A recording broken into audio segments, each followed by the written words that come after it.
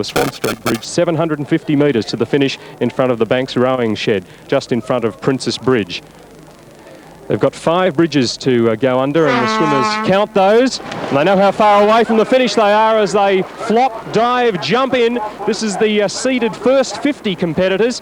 Now the next 50 will move up. There's 600 swimmers all in this event, and they'll attempt to cut the maximum distance off the swim by cutting the corners, but they can't get in too close to the sides because it is fairly shallow. There are 50 competitors, the seated competitors wearing the orange caps, the women in the race wearing the white caps, and away go the second 50 now, away in 30-second intervals, and you can see just how quickly they are moving. So it's no conserving of energy at the start. They're perhaps taken up by the excitement of the event and really thrashing away for the finish, which for the leading group will be under 50 minutes away now. It will be interesting to see if Rob Woodhouse, who was pushed all the way by Paul Sims last year, can repeat his time. Purple-capped group 3 away. So we've got 3 more groups to enter the water, and just under 600 swimmers will be off in the 1988 Herald Manchester Unity Super Swim. As John Conrad's mentioned, the event was brought back into being last year after an absence since 1963. The river much cleaner, a lot of jokes of course around the country about the Yarra running upside down, but even when John Bachman came here it was the brown colour because it's on a clay base, and naturally it gets stirred up and the sediment stays in the water. And of course it gives it that colour, but competitors last year surprised on just how clean the water was. It'll be a little brackish to them. It's not all fresh water because we're still tidal up here as we're preparing for the next group of jumpers to go into the water. In fact, not too many divers. The leading group are just about out of sight now around the corner. Come on, down you come. The event first swum in 1913, and by 1929 it had become a real part of March in Melbourne. It was held a little later in the year, and in fact in 1929 there were 10,000 people at the finish to witness the end of this event, and there were a record 618 competitors swimming that year. We're not too far this year. Next year, without a doubt, we will set the record in the Yarra Super Swim. Back in 1929, the competitors all gathered at the finish, and then a fleet of 100 taxis brought them up here to the start. In fact, they didn't start quite here, but a little further up the river. That must have been quite a sight. Things have changed a little bit. In 1932, we had competitors swim the entire length of the race. Good luck to you. A great camaraderie here at the start. They do enjoy it, believe it or not, but I mentioned in 32 we had a competitor swim all the way with his 3-year-old Alsatian pup. He didn't finish until 25 past 5 in the evening. There's a 3-hour time limit on that race. Any swimmers that haven't finished by 1 o'clock this afternoon will be pulled out of the water, but really the bulk of them will be finished in 2 hours or less time. So some unusual competitors in the race. I mentioned the dog. We had a chap called Mr. Speedy compete one year, and he backstroked all the way to the finish. Of course, Rob Woodhouse, a great medley swimmer, ranked 3rd in the world. He'll be sticking to freestyle today, but Mr. Speedy swam the entire event on his back, and for sustenance along the way, he had a milk bottle strapped to his chest, a tube leading from that, and he did it on milk all the way to the finish, 3 miles away. Well, it looks like we've got 2 more groups to come into the water to complete the 600 starters in the Super Swim. And of course, not just interest in the men's race. Sue Evans, as I mentioned, the defending women's champion.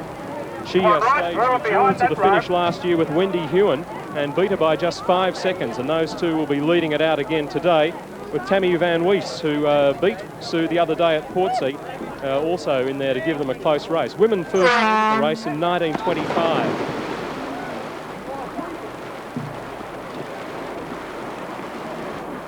Well, there's been more than 6 groups enter the water. Obviously, they haven't been able to fit the complete 50 along each time. And the winner mightn't necessarily come out of that first group. Last year, we had the third place getter coming out of the second group, which entered the water 30 seconds later. But it'll all be computerised at the finish, and we'll know who's won the Super Swim for 88. We'll be crossing down to the finish to bring you up to date with it in about 45 minutes' time, when they should be just approaching the finish.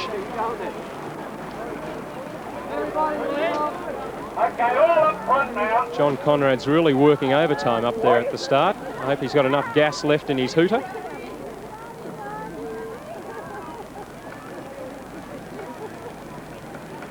And I hope we can get to the finish before the leaders do. They're really making quick pace. A little more reserved here as the last group of swimmers have entered the water. And the Yarra really hasn't looked better, I don't think. It really is a marvellous playground for Melburnians. Miles of walking, cycling, and today's swimming tracks. And we hope to come back and see who is going to cross the line first in about 45 minutes' time. But for the moment, that's all from the Yarra. Let's go to the city square of Melbourne and Andrew Daddo. G'day, I'm Andrew Daddo down here in the Melbourne City Square. And listen, it's an absolutely glorious Australia Day. And the reason we're here in the Melbourne City Square is because there is a very unique thing happening to celebrate this Bicentennial Australia Day. And that's got to do with the Cobb & Co coaches. So come over and have a look, and I'll show you exactly what's going on. Now, Cobb & Co's been around for a long time. I'm sure you've all heard of it. And this is part of the Bicentenary. And these are the horses for this trek. Now this this trek, these horses will be going from Melbourne here today, and 6 months later winding up in Cairns in Queensland. So why don't we go and meet the owner, driver and part of the organiser of this event. That's Neville Lindsay. G'day Neville, welcome to the show. Now tell us, whereabouts are you going and what's happening with this Cobb & Co trek? Well, we're heading from Melbourne here today, and we're heading for Cairns. We'll be in Cairns at about the 30th of August. We arrive in Cairns. Okay, and what sort of preparation have you done for it? Oh, we've been preparing now for 7 years, training horses especially for it, training drivers, and doing everything that needed to be done. Okay, so what sort of backup did you have to do for it? Oh, we've got about 27 horses with us, 3 trucks and cars, utilities, trailers. There's a convoy of about 8 vehicles and trailers and caravans, quite a bit. All right, now think of this, you see, back in the olden days they didn't have cars and trailers and caravans. How would they have done it back then? Well, years ago they would have drove from one waterhole to the other virtually. What you did in the old days, you drove on to where there was a suitable place. They'd have horses kept there, someone would live there on the job. They take care of the passengers when they arrive, provide them with meals, and the horses have fresh horses to change. They used to feed them on a lot of damper and prickly pear jam and roast goat out in the Western Plains, they tell me. It was a pretty popular menu. Okay, so what are you going to be feeding? Are you going to get prickly pear damper, or what are you going to feed yours on? Well, I know there's a lot of damper lined up along the route. Tea and damper quite a bit, but corned beef and spuds is the good old Australian tucker. Okay, now also there's a lot of preparation for the horses, stuff like 10,000 horseshoe nails and horseshoes, and where are you getting all that from? Well, our horseshoes are kindly sponsored by Clark's Horseshoes, one of the best horseshoes in the business, and they're special heavyweight shoes for the job. So that gives us all our horseshoes. Okay, you've also got some very special passengers from here going down to St Kilda and then further on. Tell us a bit about the passengers on this first leg. Yes, the first leg of the passengers we got were all cancer patients that'll be riding from here out to St Kilda.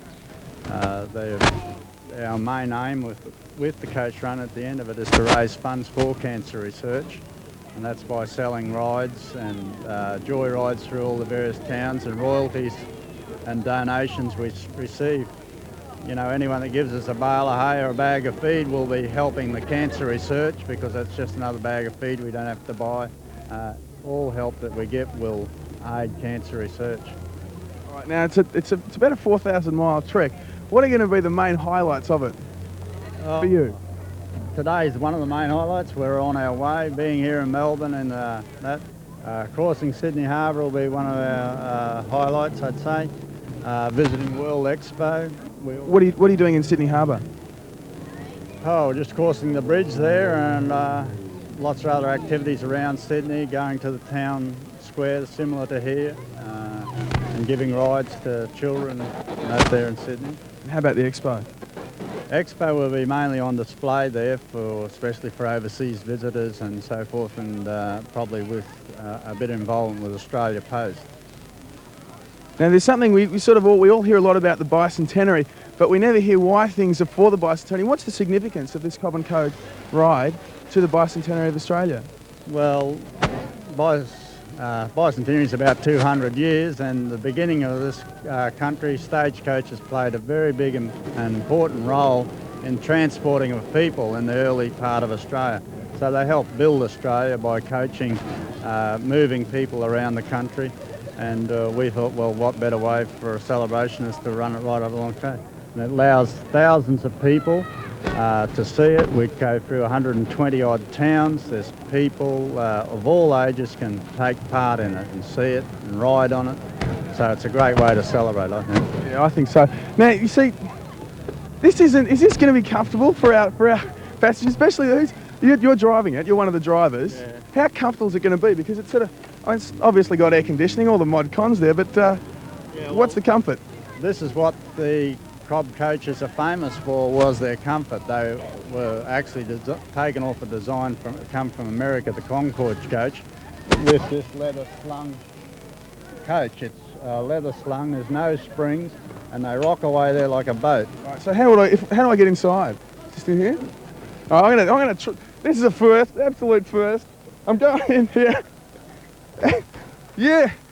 So how many can you fit in here, Neville? 9 fit inside there, and we have 3 up on the roof and 2 up with the driver, makes the 14.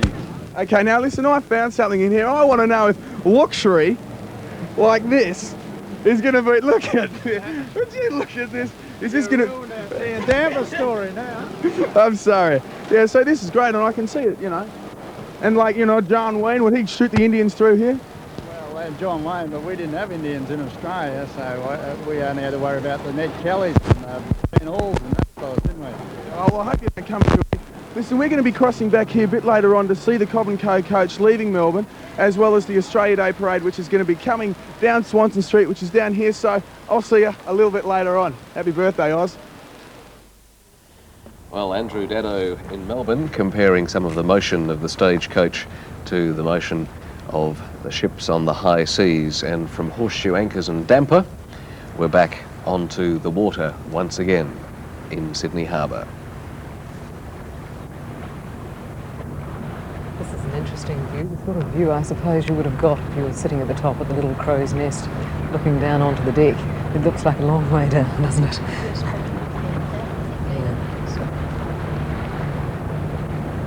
A little bit better view now of some of those beautiful ships with their sails unfurled.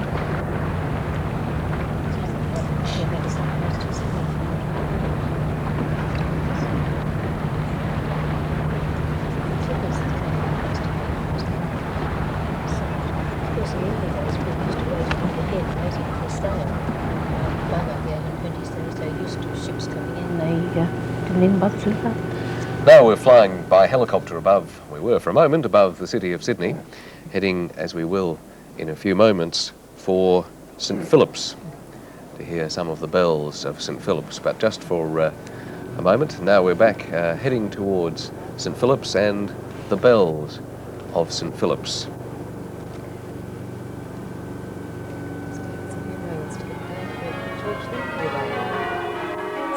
Bells are the oldest bells here in Sydney. They date back to about 1858. And the first peal ever rung out in the Antipodes was rung out on Easter Saturday, 1890, on these bells here at St Philip's. Actually, the bell tower has 10 bells, but only 8 of them are actually hung for ringing. And of course, the first St Philip's, the parish of St Philip's, was the first parish in Australia, and poor old Chaplain Johnston couldn't get an actual church to go with his palace. And in the end, he actually built his own expense, a wattle and daub structure in 1793. He was then told services would have to take place at 6 in the morning so as not to interfere with the labour of the convicts, and some of those non-early risers burnt down the church in 1798, And that's how they got the first stone church, because Hunter said those who burnt it down would have to build it up. It took them 11 years. They were what you might call government stroke workers. Oh, little slow. And that is this church here that we're seeing the bells ringing today, is it?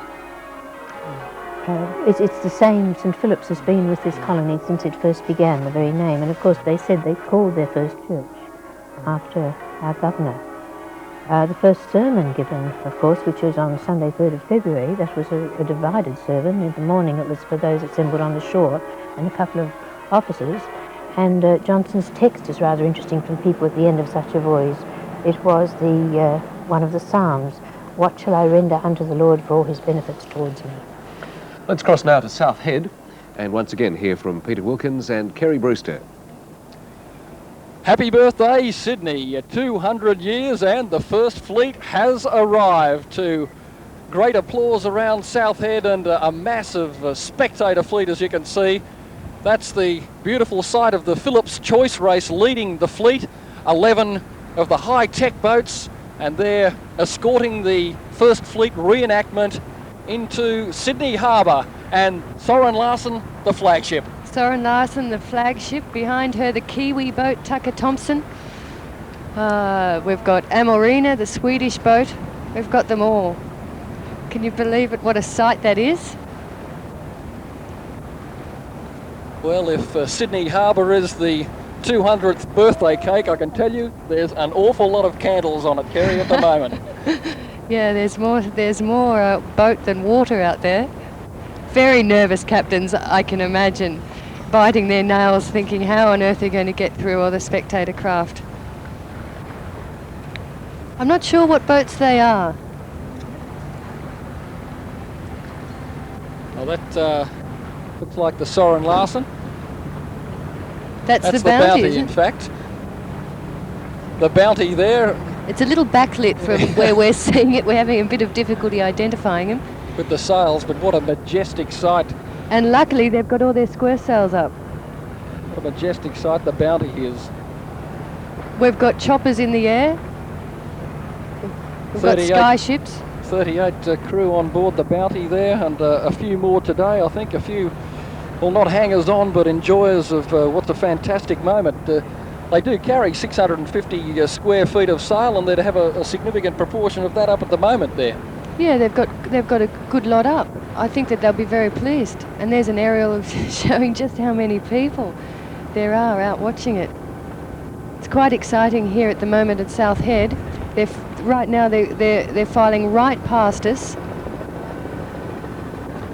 And that's looking we further see back in some the fleet. people manning the yard up there. You can see them right up there. What a sight they've got. You can hear the chopper flying overhead. Well, every picture tells a story, and that one certainly does on Sydney Harbour. That's the flagship, Soren Larsen, and two of the crew standing right up on the upper yard. On board we've got the fleet surgeon, the fleet purser, the commodore. On board also the Soren Larsen, the youngest full voyager, Natasha Davies, 4 years old in December. She celebrated her 4th birthday in the Great Australian Bight. She's the daughter of the captain, Tony Davies. She's travelling with her elder brother, Tristan Davies, who's now 7. So it's quite a family boat, the Soren Larsen. They sing lots of sea shanties. Although I guess right now they're too busy watching where they're going to be singing. They'll be doing that tonight once they're in Farm Cove. Certainly. The Soren Larsen there, perhaps 40 metres in front of the Tucker Thompson. Here we have a skywriter. Can you make out what that is? Welcome again. Hello world. Hope it's not a dyslexic skywriter. There's another view. Soren Larsen again. I'm sure that's Soren Larsen. Let's hope all the boats keep a little bit of distance. Look at that.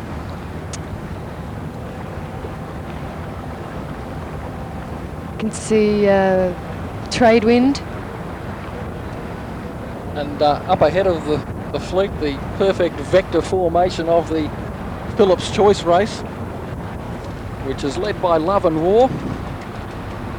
74-78 Sydney Hobart winner. We might be able to pick up a shot of her sailing very elegantly with the main up at the moment and the big sprinkler boat, but what we're seeing is back in the fleet of fraction and the busyness that is on the harbour today. And this is what the crews have been waiting for, to get to Sydney Harbour. They've taken more than 8 months to get here. What's that one? I'm not sure. This is it. This is what they've been working so hard for, to actually reach Sydney Harbour. They've come a long, long way. They've weathered a lot of storms. They've lost the first mate of Anna Christina overboard. So I imagine on Anna Christina right now a very emotional crew. And there the water spray over the Phillips Choice boats. And back to the majestic First Fleet reenactment. There's the Soren Larsen again, the flagship. What a welcome. All the guests on board you can see. And some boats quite close upside. It is the Phillips Choice fleet up ahead. Love and War there leading them, leading the point of the cone. Sagacious is in second place, the Admiral's Cuppa. Then we've got Beyond Thunderdome and Drake's Prayer, Wild Oats and Pacific Phoenix. They're all there. Paladin, Salacia too. Some fantastic names in yachting around Sydney Harbour. Another Concubine, Nadia 4, and bringing up the rear Starlight Express, and very much what they're heading to, the Opera House. And what a crowd building up at the Opera House. Look at them.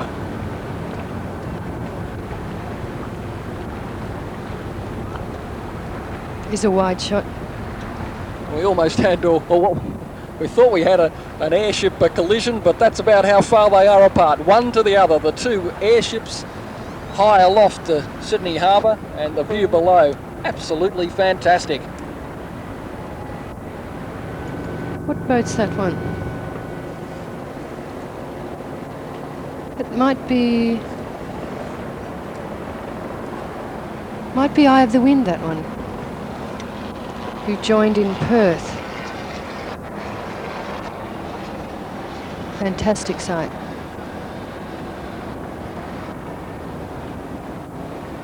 If it is Eye of the Wind, I think it is. It's a very luxurious boat.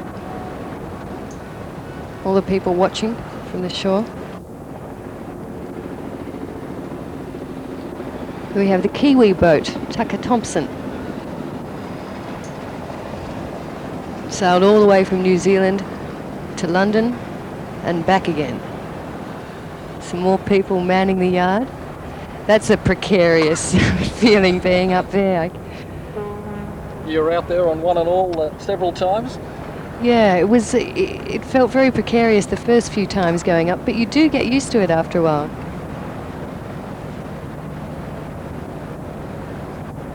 And more of the festivity, all celebrating in their own little way, 200 years of history. The First Fleet reenactment wending their way down Sydney Harbour. And I imagine what Portia's thinking about all this, because it would be a very different sight when the First Fleet came through. Maybe a few dugout canoes, but nothing like this.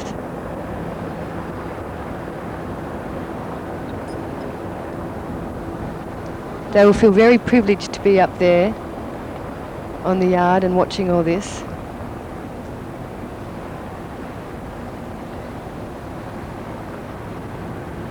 And you'd feel fairly privileged to be up there watching the yard, which is the Opera House surrounds, and thousands upon thousands of people gathered there, and they won't have too long to wait.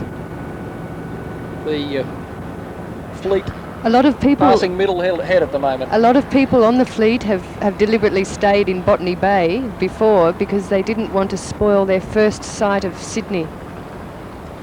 So they stayed on board, didn't tempted to come up to Sydney, but left it till today to get their first sight of Sydney from on board the boat. That's not a bad first sight. Is Bounty. Star of stage screen in Sydney Harbour. Yeah, she's the glam ship, isn't she?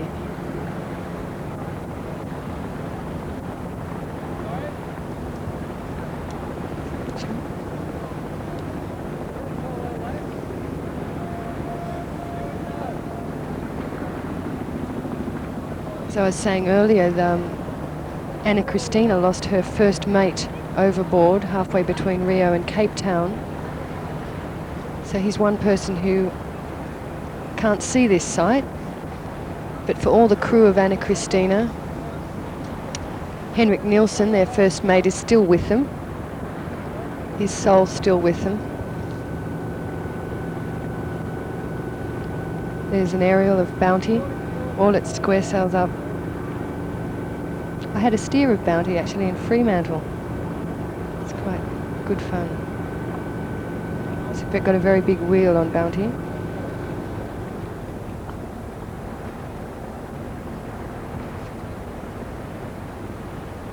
Oh, She looks a great boat, but she's a slow boat, you know. She is the slowest in the fleet. Where's Bounty? Where's Bounty? She was always about 200 miles behind. But still quicker than the 3 knots they averaged for the first fleet 200 years ago. Is that right, 3 knots? 3 knots. Bounty was about 3 knots a lot of the time. She did put her engines on. The foreshores looking out across the harbour. That's Eye of the Wind. Very luxurious boat below decks.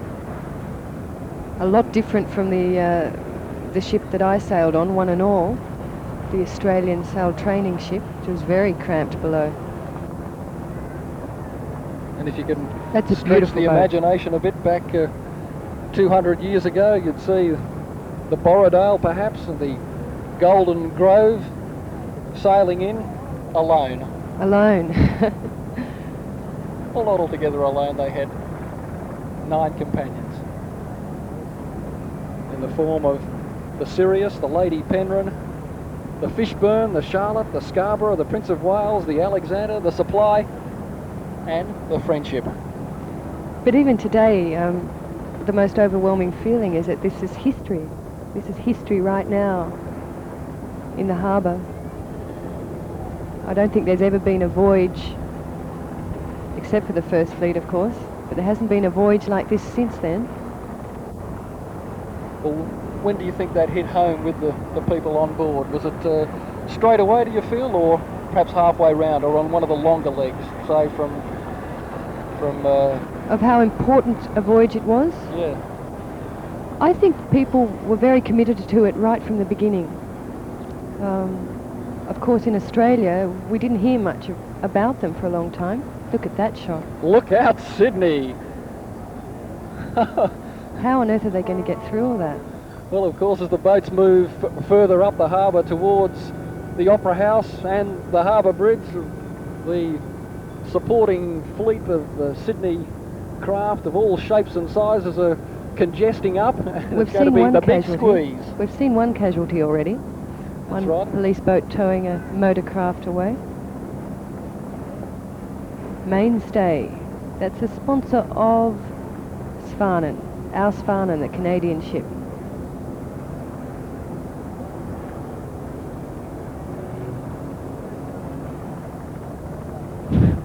All heading in the same direction, luckily. Forced to enter a line in. The order was a little different to the one planned, with the exception of Soren Larsen, the flagship, which was in fact leading the way. And where is the way, you might ask? It's fantastic. Bounty once again. Australia Post has been Bounty's sponsor, as you can see from the Australia Post flag. Late again? No, right on time today, right on time. Today.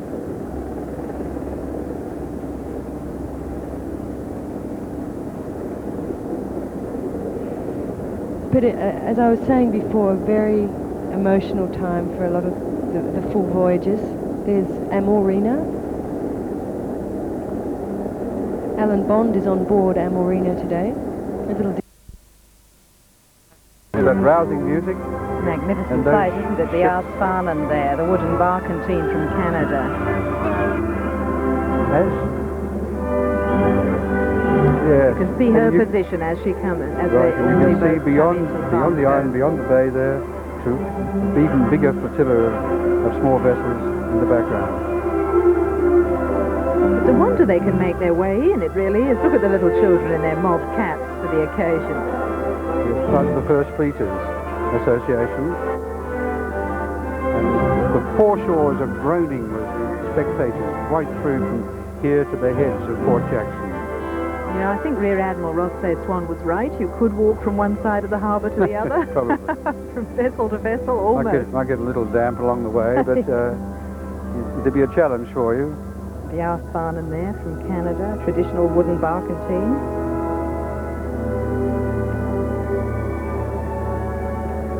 All these, the fleet reenactment vessels will hope to gather in Farm Cove within a few minutes, actually. It's now 11:45 Eastern time, Eastern Summer Time.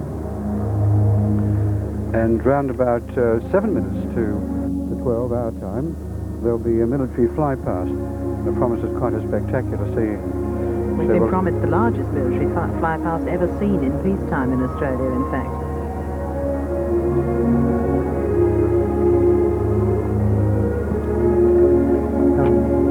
And Danny Boy, oh Danny Boy, which will bring a few tears to some Irish descended eyes. Now the Bounty appears to be wearing red sails for the occasion in the background there. Yes, I was suddenly looking to see what the royal reaction was to all of this, but I think we have a better view than they do, Pete. I think we do. At this point. Yes.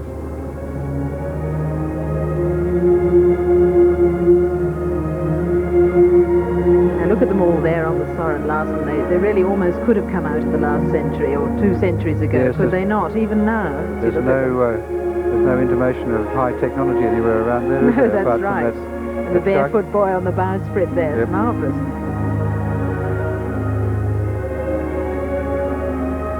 Yes, these square-rigged ships are really quite amazing sights, aren't they?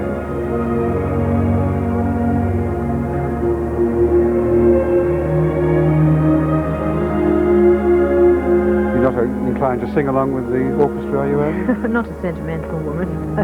I see. Late at night, perhaps you can be persuaded.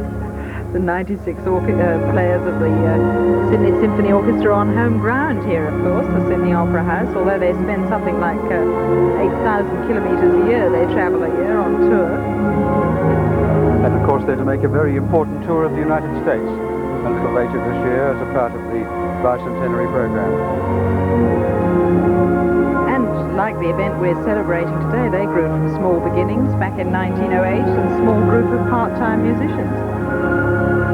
Yes, far from that now, very much respected orchestra. And we're back to the now we're beginning now. to hear the drone of the aircraft as the flypast begins. They will fly over in 3 waves in all, beginning with about 15 Navy aircraft. Yeah. Now there is one of the most crowded scenes you could possibly get. And here's a sort of, isn't this a Tom Thumb or something going by? It looks like it, but I don't think it is. They've already... I don't know who RO is. Yes. The flypast is a very grand spectacle. And there you can see the Air Force is starting to be represented. They're getting closer towards us.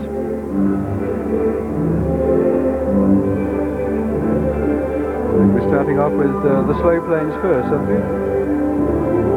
These turboprops.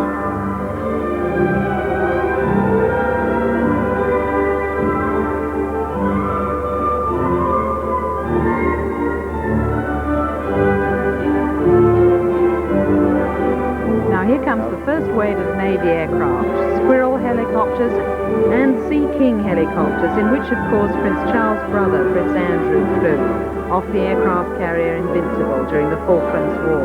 Yes, they were very much the star performers in that conflict. Well, they play an extremely dangerous role because they literally seduce incoming missiles away from the ship by tilting their rotor blades to interfere with the radar. How do you know such things as that? I have my spy. I'm very impressed now. You'll become our defence correspondent immediately. Well, here the helicopters are hovering towards us, and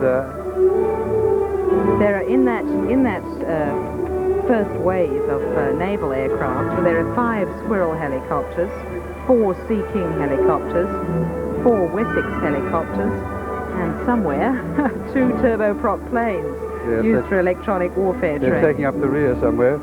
Quite apart from the 13 other civilian helicopters, of course, have been hopping around getting a marvellous view of this and providing tape for news bulletins on all the channels in Sydney. And the music is coming to something of a climax too. It seems to be all highly appropriate. I wonder if they rehearsed this. The medley ends with Waltzing Matilda. Good, my favourite tune. Well, they're taking a little while to get to us because it's sort of slightly foreshortened shot, and you think they're closer than they really are. But they're travelling from east to west over the Opera House steps and through to the Bradfield Highway to the bridge. They're not flying under the bridge, I hope. Not as far as I know. Here they come now. That's a great sight, isn't it? Coming directly over the tall ship. Yes.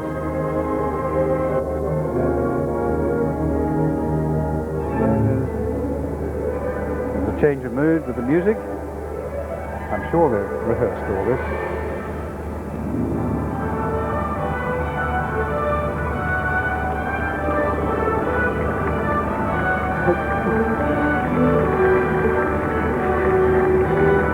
This is the first wave of the Air Force display.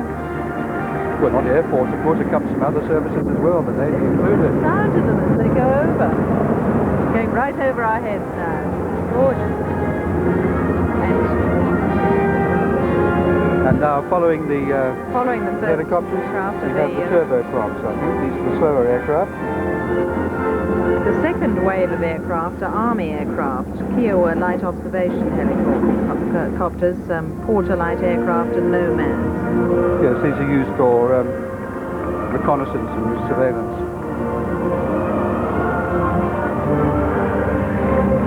We can hear the drone of them as they approach. These are slow aircraft. The launches into Rule Britannia. That's entirely appropriate for these aircraft. Well, they're joined at this point by the Philharmonia choirs.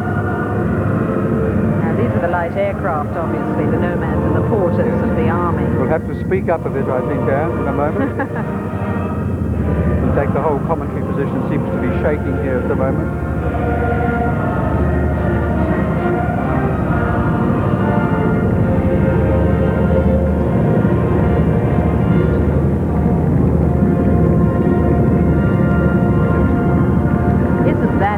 That's just a fantastic sight. Yes. This is quite a magical moment, I must say. They fly across the good contrasting sky. The past and the present.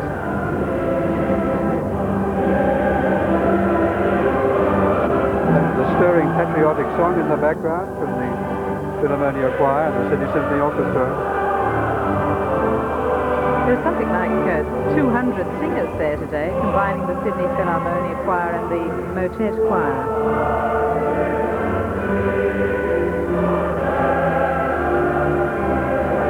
Now the skies will almost be as crowded as the water. The final wave of the fly past are 120 RAAF planes. They'll fly past in 4 waves, starting with the slowest aircraft and ending with the fastest, which means it'll get louder and louder as they go by, of course. Indeed so. They will be ending with Mirage jets and so on.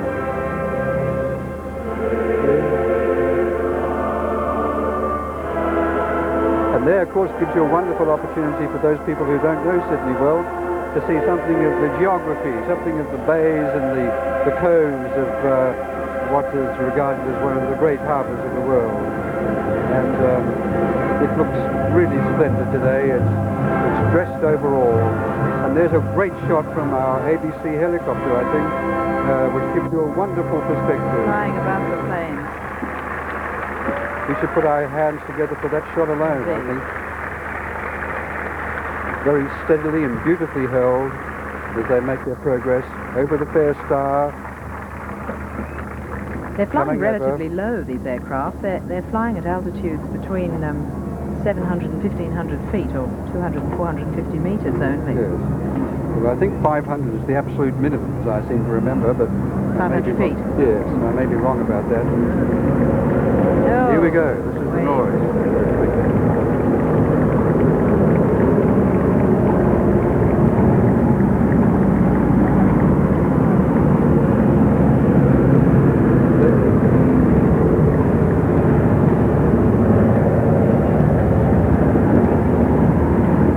The Sydney skyline, beautifully caught in one shot, as it were, with the Sydney Opera House at one boundary, centre point at the other. There are the helicopters. Now we're seeing the first wave of Air Force aircraft here now. And the Sydney Symphony Orchestra have stopped playing. We now have the second military district band. Is it the second military? Yes, indeed. They're just a very brief example of martial music. To mark the arrival of the Defence Force Guard.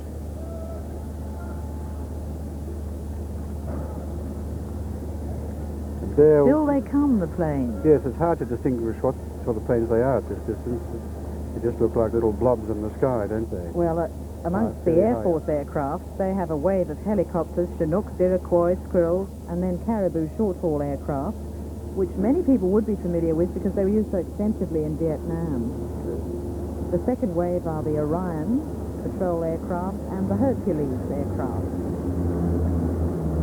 And then we begin to hear the jets, the really fast aircraft, the Mackeys and the Pilatus. And finally, of course, we'll see the FA-18 and F-111 aircraft and the Mirage. I can't quite account for particular sound, can you? I seem to hear it somewhere. I'm not certain where it comes from.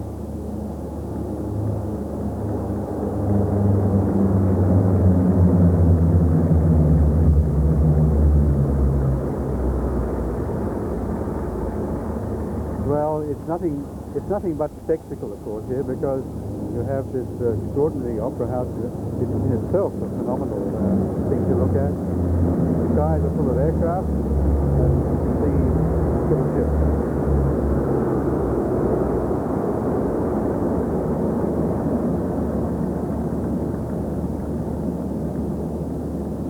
And up against the slowly gathering clouds, the clouds are slightly more rainy looking, I must say.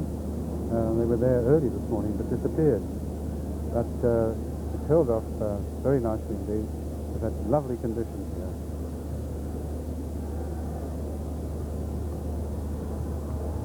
And now another, here come the jets. The FA-18 Hornets, the F-111s and the Mirage. These are the final Mirages. These are the final wave of tactical fighter craft from the Air Force. And of course, the Governor of New South Wales, Air Marshal James Rowland, was in fact senior engineer on the Mirage project in France in the early 60s. He was in charge of the oversight of specifications and contracts, training and so forth. So he has a particular feeling for them. Here's a roaring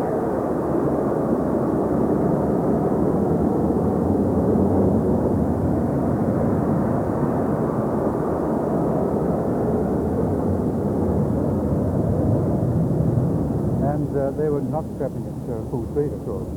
I guess half speed there, because there's only half the noise I anticipate. There they go.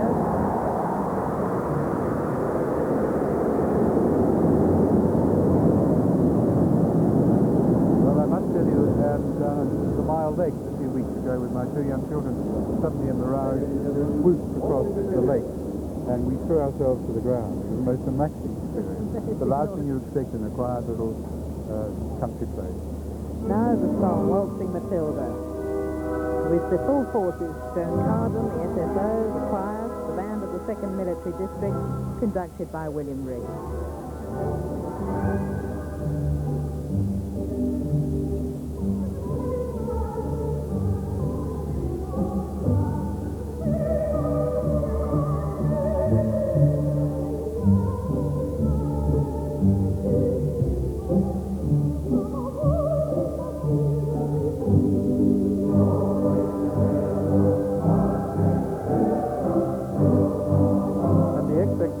Right throughout this nation, at this very moment, everyone should be singing. I can't match Joan Carden.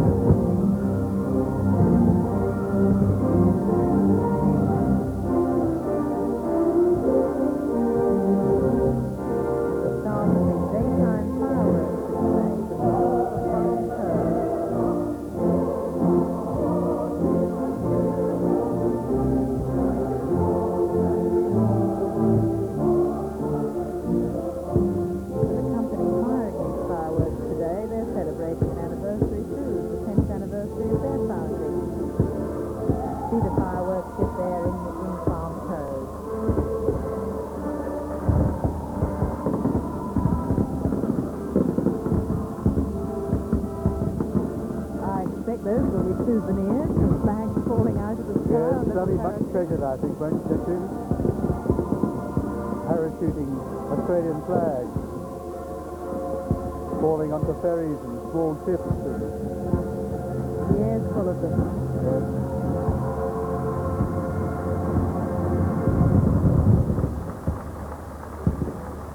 Yes, they'll be happy recipients who made their hands on one of those. The fireworks. Well, the sky is just amazing up there. It's absolutely filled with these falling parachute flags, some of which have unfurled themselves and are waving out. All Australian flags.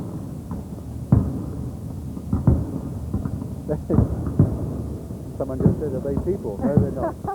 They're flags. They're flags. That would be too much of a second, I think. The parachuters to be falling into I can see people in the smaller craft leaning over to try and catch them as they fall.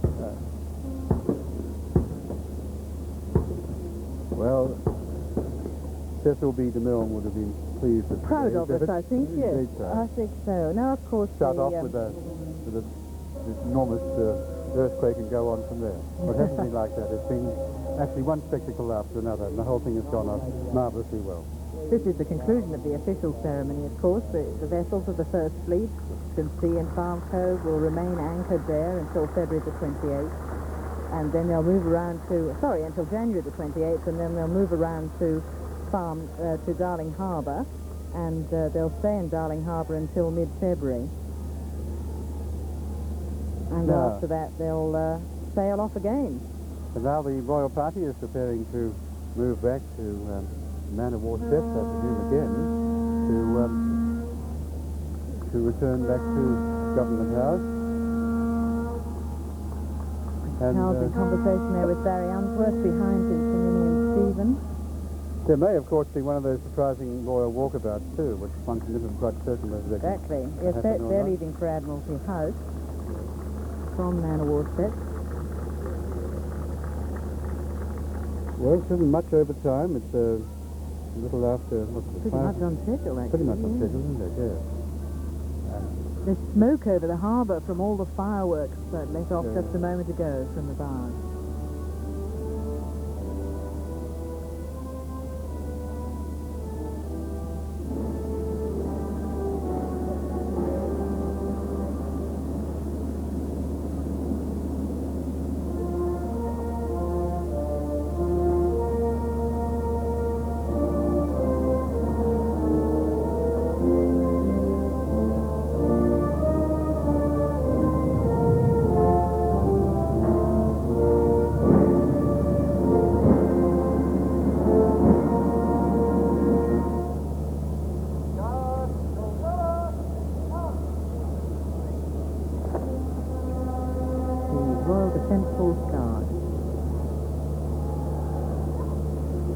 Right, and now the royal party and the vice-regal party is moving away with Prince Charles now. Having taken the royal salute, a very cunningly constructed version of both national anthems, the first 6 bars of the British national anthem and the first 4 and the last 4 of Advance Australia Fair.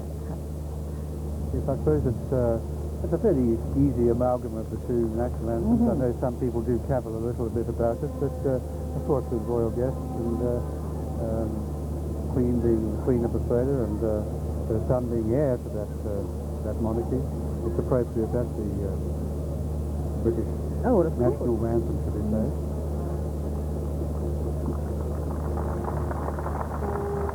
And now they're walking away and the crowd is appreciative of their royal visitors.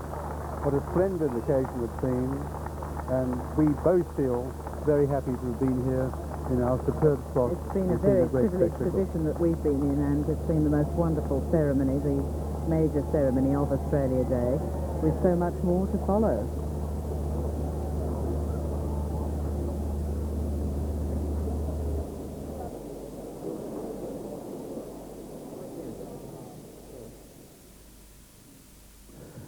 And Dunn and Peter Ross at the Sydney Opera House, and as I said, what a tremendous position they've had there. Good afternoon, I'm Barry Eaton, and I'll be with you right through the afternoon. We've got so much more, as Anne said, right through the afternoon for you with our Bicentennial telecast. We'll be crossing all over Australia. I've got special guests in the studio to join me, and it really is going to be a wonderful, wonderful day on television, so we hope you stay with us. Right now, we're going to go down to Canberra for the first of our interstate crosses. And there is a flag-raising ceremony that we're going to tune in right now.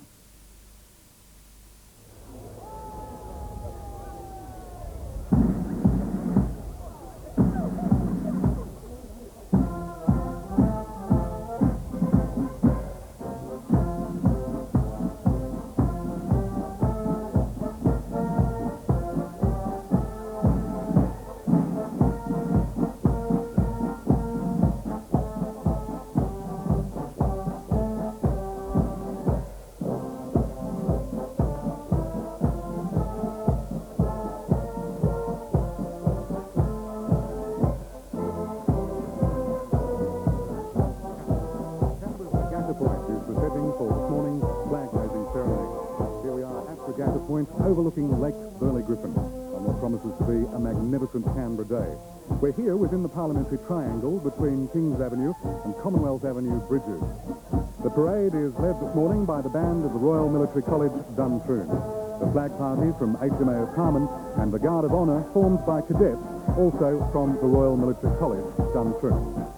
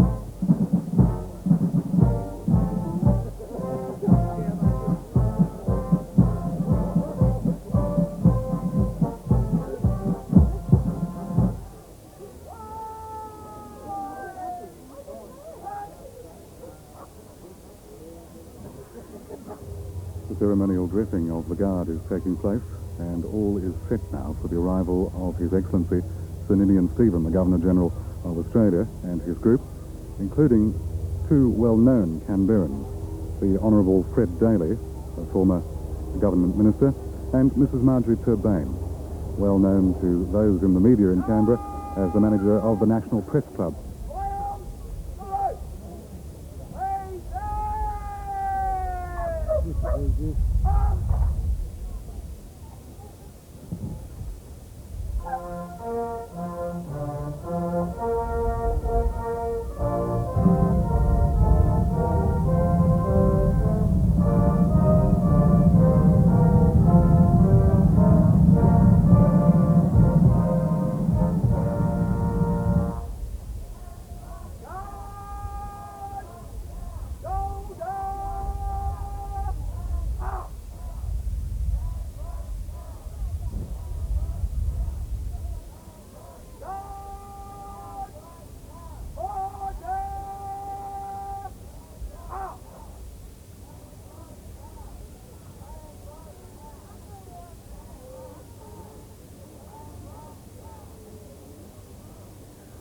Now, the Guard Commander, Senior Under Officer Smedley from the Royal Military College, will invite His Excellency, the Governor-General, to inspect the Guard.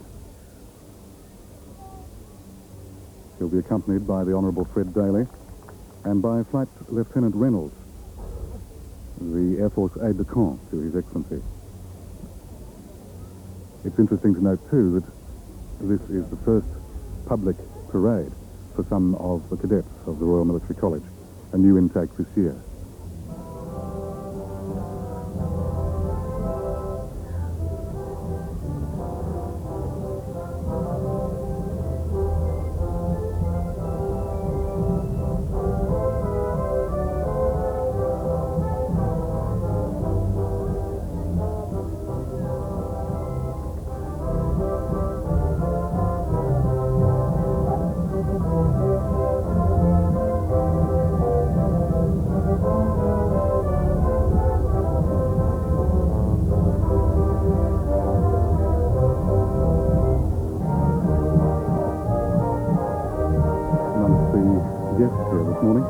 Major General and Mrs. Blake. Major General Blake, a holder of the Military Cross, won in the service of his country.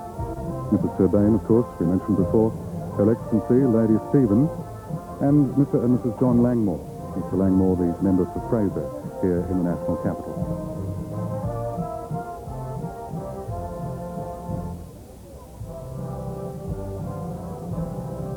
It's particularly interesting to note here this morning the formal yet informal atmosphere, very relaxed, and marvellous to see the spontaneous applause for the RMC cadets from an enormous number of people gathered here at Regatta Point.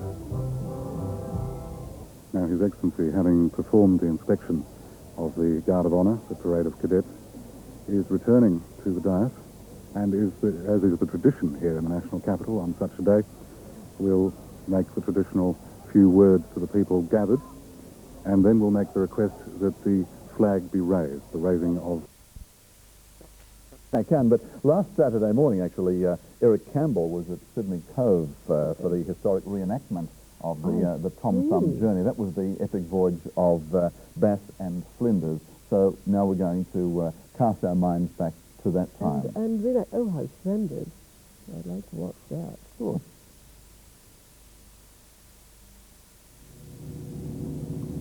You've seen the tall ships, now meet the small ships. This 2.5-metre rowboat, with a helping hand from the Australian Navy, is about to undertake one of the toughest reenactments of the Bicentenary. It was in 1795 that Bass and Flinders sailed outside the head, turned right and explored the Georges River to the spot that's now Bankstown. 193 years later, they're doing it again, and they're doing it the same way.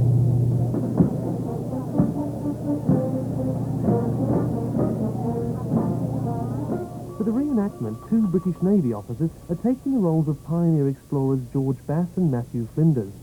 15-year-old Bankstown youth Adam Blythe is playing Bass's servant in the 4-day voyage, the Boy Martin. What sort of difficulty do you think you'd encounter on the trip? Tide, especially, really. It's a small boat. If we have the tide against us, it won't be easy at all. The boat's a very low freeboard. If we ship any water, if we hit any big waves, we might ship some water. That'll be difficult. The boat, built by students of Sydney Technical College, is an exact replica of the original vessel, the Tom Thumb.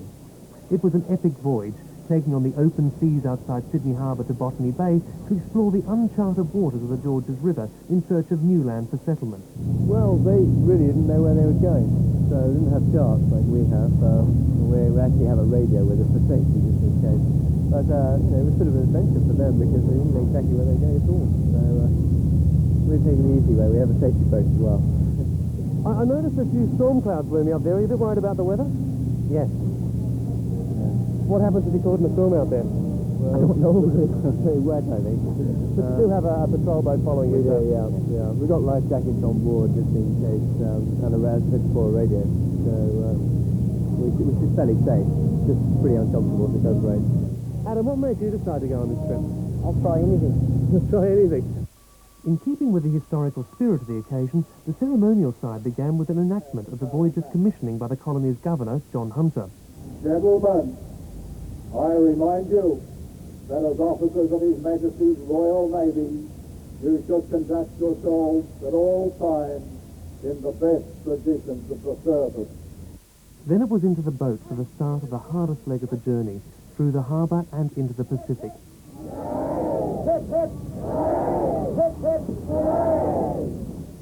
Weather permitting, the crew was planning to reach Botany Bay on the first night.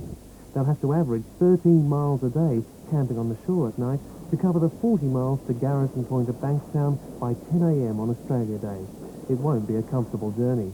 With authentically heavy 18th century costume, reduced rations of salt pork flour and molasses, and the strong chance of a southerly change, the 20th century Bankstown may well be a welcome sight for the crew in 4 days' time. And that was Eric Campbell last Saturday, Prime Minister, with the launch of the 1988 Tom Thumb. Quite an epic voyage. What an exciting adventure. Tremendous, really. Particularly looking at these storm clouds and wondering what was going to take place. That's true. Well, that was last Saturday. Yes, We'll catch up in just a few moments as what's happening today. But I believe you have to leave us now. I do. I think your chauffeur is grovelling at the door over there. Really? Yes. He knows how to behave, doesn't he? I've trained him well. Yes. Well, can I just say it's been a great honour and privilege for you to have me. Oh, thank you. And I'm not going to shake hands with you, if you don't mind. I did watch them, especially. No, I won't shake hands with you because I don't want the rest of your life to be an anticlimax. Oh. No, I'm only joking. I really have had a splendid time being with you. I do get to and indeed you do, and I think you do your job of work remarkably well, and there's definitely a place for you in my cabinet. You're assured of one. Jolly what more can I say? When? Then just mind your own business again, in time. Mrs. Thatcher, thank you very much for being a very special guest today, and we hope you enjoy the rest of the celebrations today. I know I will. I could do nothing less. It's been an absolutely wonderful, wonderful day. Now we're going to catch up with Eric Campbell as we say farewell to Mrs. Thatcher. We're going to catch up with Eric Campbell, who was at Garrison Point for the finish of Tom Thumb's epic voyage a short while ago. Eric Campbell once again.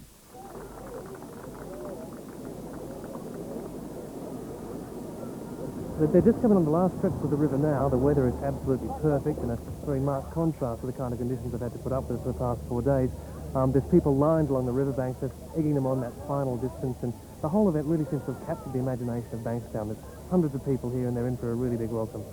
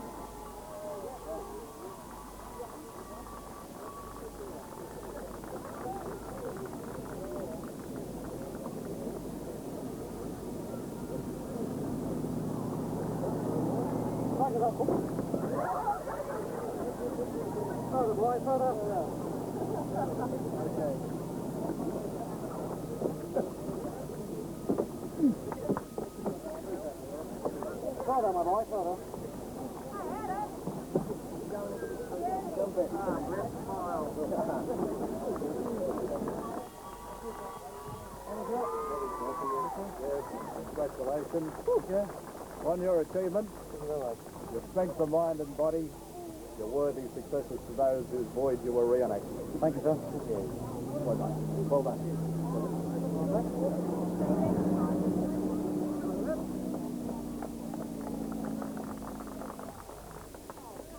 Good morning.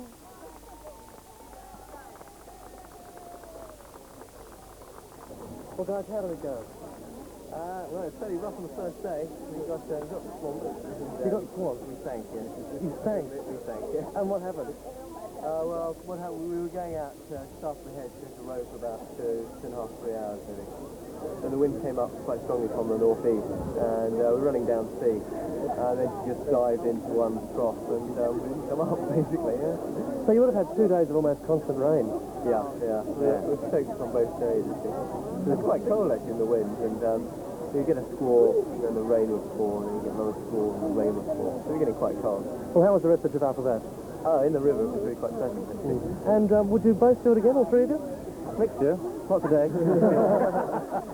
Well, one final question. Even with authenticity, you'd have radios and life jackets and backup support. What do you think of Bass and Flinders now, who did the whole thing on their own without any help of support if something went wrong?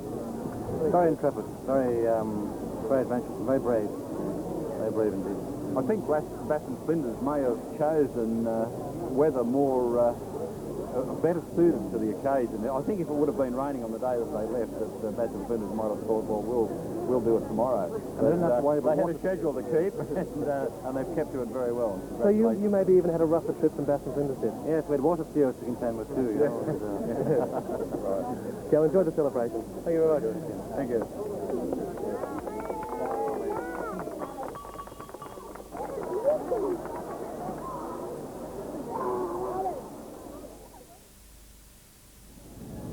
It was Eric Campbell at Garrison Point for the completion of what was a very wet run by the Tom Thumb. Sydney Harbour starting to get a little bit choppy as the afternoon moves on. We've got the parade of sail due to get underway shortly on Sydney Harbour. As we saw before, Prince Charles and Princess Diana are on board the HMAS Cook, and they'll be proceeding out now to review the parade of sail. But in the meantime, we're going to head north up to Brisbane. There's been big celebrations in Brisbane today, as indeed there have been all over Australia. But reporting from Brisbane, Sally Ann Atkinson. Day means a great many things to a great many people. I think for everybody it probably means something slightly different. To some people it means a holiday, a day off work. To other people it means a celebration of the great contributions in so many ways that Australia has made. To other people, it's a time for honouring our early pioneers and honouring our past. This year we celebrate the foundation of Australia as a modern nation. We celebrate our coming onto the international sphere of Australia becoming a nation of the world, of developing and establishing links with other parts of the world. It's a day when we, as everybody who has a birthday, take stock of the kind of people we are, the kind of people we have been, and most importantly, I think, where we're going in the future. And I think that as we embark on this 200th year, we have to ask ourselves a lot of questions about Australians, and we have a great opportunity that perhaps many older countries don't have, because they don't have fixed dates like we do to celebrate. Obviously, part of any future is going to be our past, and our past, our history, is very important to us. But I hope that on this day we show the maturity of a nation that's 200 years, that we show the maturity of any grown-up people. We don't run away from our past, we don't try to escape from it, and neither do we glorify it. We accept it simply as it is, that 200 years have gone by in this nation, 200 years, but let's face it, we're pretty miserable in the beginning, and I don't think that we should escape that. I think it's time for being honest with ourselves and rejoicing in the fact that though we had many difficult days in the beginning, though most of the people who were around 200 years probably wouldn't regard today as a day of rejoicing, as a nation, we are in the forefront of the world. We have made great contributions in the sporting field, in the cultural field, and in all the kinds of ways that make a nation great, that make a people want to come together and to celebrate what we have. So I think that we should not dwell on the past, but I don't think that we should forget the past. We're a country, as I've said, that has made great contributions, both individually and collectively. We're a country that has always known peace. We haven't ever been invaded, even though we've fought several wars. We're a country with great natural resources, and most of those resources, I think, are people. People like you gathered here today, people from all over the world, people of all colours, of all nationalities, of all religions.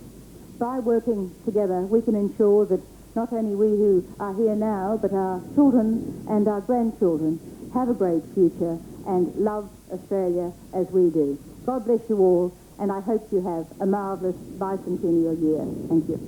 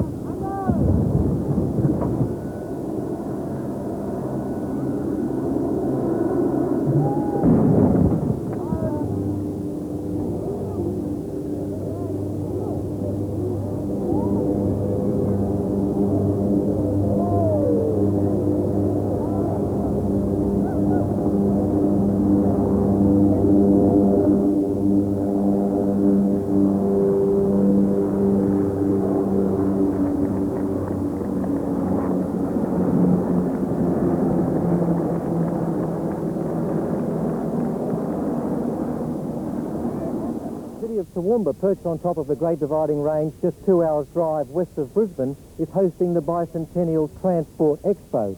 All up 600 vehicles in a salute to 2 centuries of transportation. Over 100 of them have ventured to Brisbane for the day here at Eagle Farm. And the punters are lapping it up, especially when they have an opportunity to meet some of the old racing legends. I guess he could be called the Peter Brock of yesteryear, but Leo Gagan was one of the original touring car aces. I was just about stopping when Peter started, actually, and I've driven most sedans over the years, including these. In fact, this was a fairly new motor car about the time when I was competing fairly seriously. I guess you're a bit like prize fighters. Is there a comeback in races? It's unwise. I do a little bit of social motor racing now, but generally I like to keep an eye on the younger fellas. No doubt you've seen the money turned over here at the races. Have you ever pondered how motor racing would go if the public could bet on it? I would have liked to have been bet on myself a few times, but maybe there was a bigger dollar in that than the way I was being paid. All the vehicles come from the Sunshine State, everything from vintage to speedway to rallying and drag racing. Even a giant from the newest racing sport, all 480 brake horsepower of it. This is just a small sample of the Transport Expo to be held at the Toowoomba Showgrounds on February the 12th, 13th and 14th, when all fair dinkum petrol heads will converge on the Garden City. I guess this is a sign of the times, what with booze, buses and random testing. This service is for when you drink too much and you don't want to leave your cherished vehicle where it could be vandalised or stolen. They'll come and pick up your car and take it to a chosen location. It's a setup that started in Perth and is now spread to all the capital cities. According to Chris Keating, its popularity is growing. Yes, Doug, it's very simple. We put the drive wheels of the vehicle up on the trailer, lift it up, it's all hydraulically operated, and away we go. We're also able to take the clients with us as well, up to number 4 or 5 persons, and that means that for a little over a cab fare or 2 cab fares, they can get their pride and joy and their party home in safety and not have to worry about that precious licence or the $800 that it's going to cost them if they get fined. I bet you'd meet some drunks in this business. We've actually had to pull people out of the cars that haven't even got a vehicle to be towed home, and some people have even made up fictitious ownership on vehicles to see if they can get a ride home, especially on New Year's Eve when there was a 5-hour delay on taxis.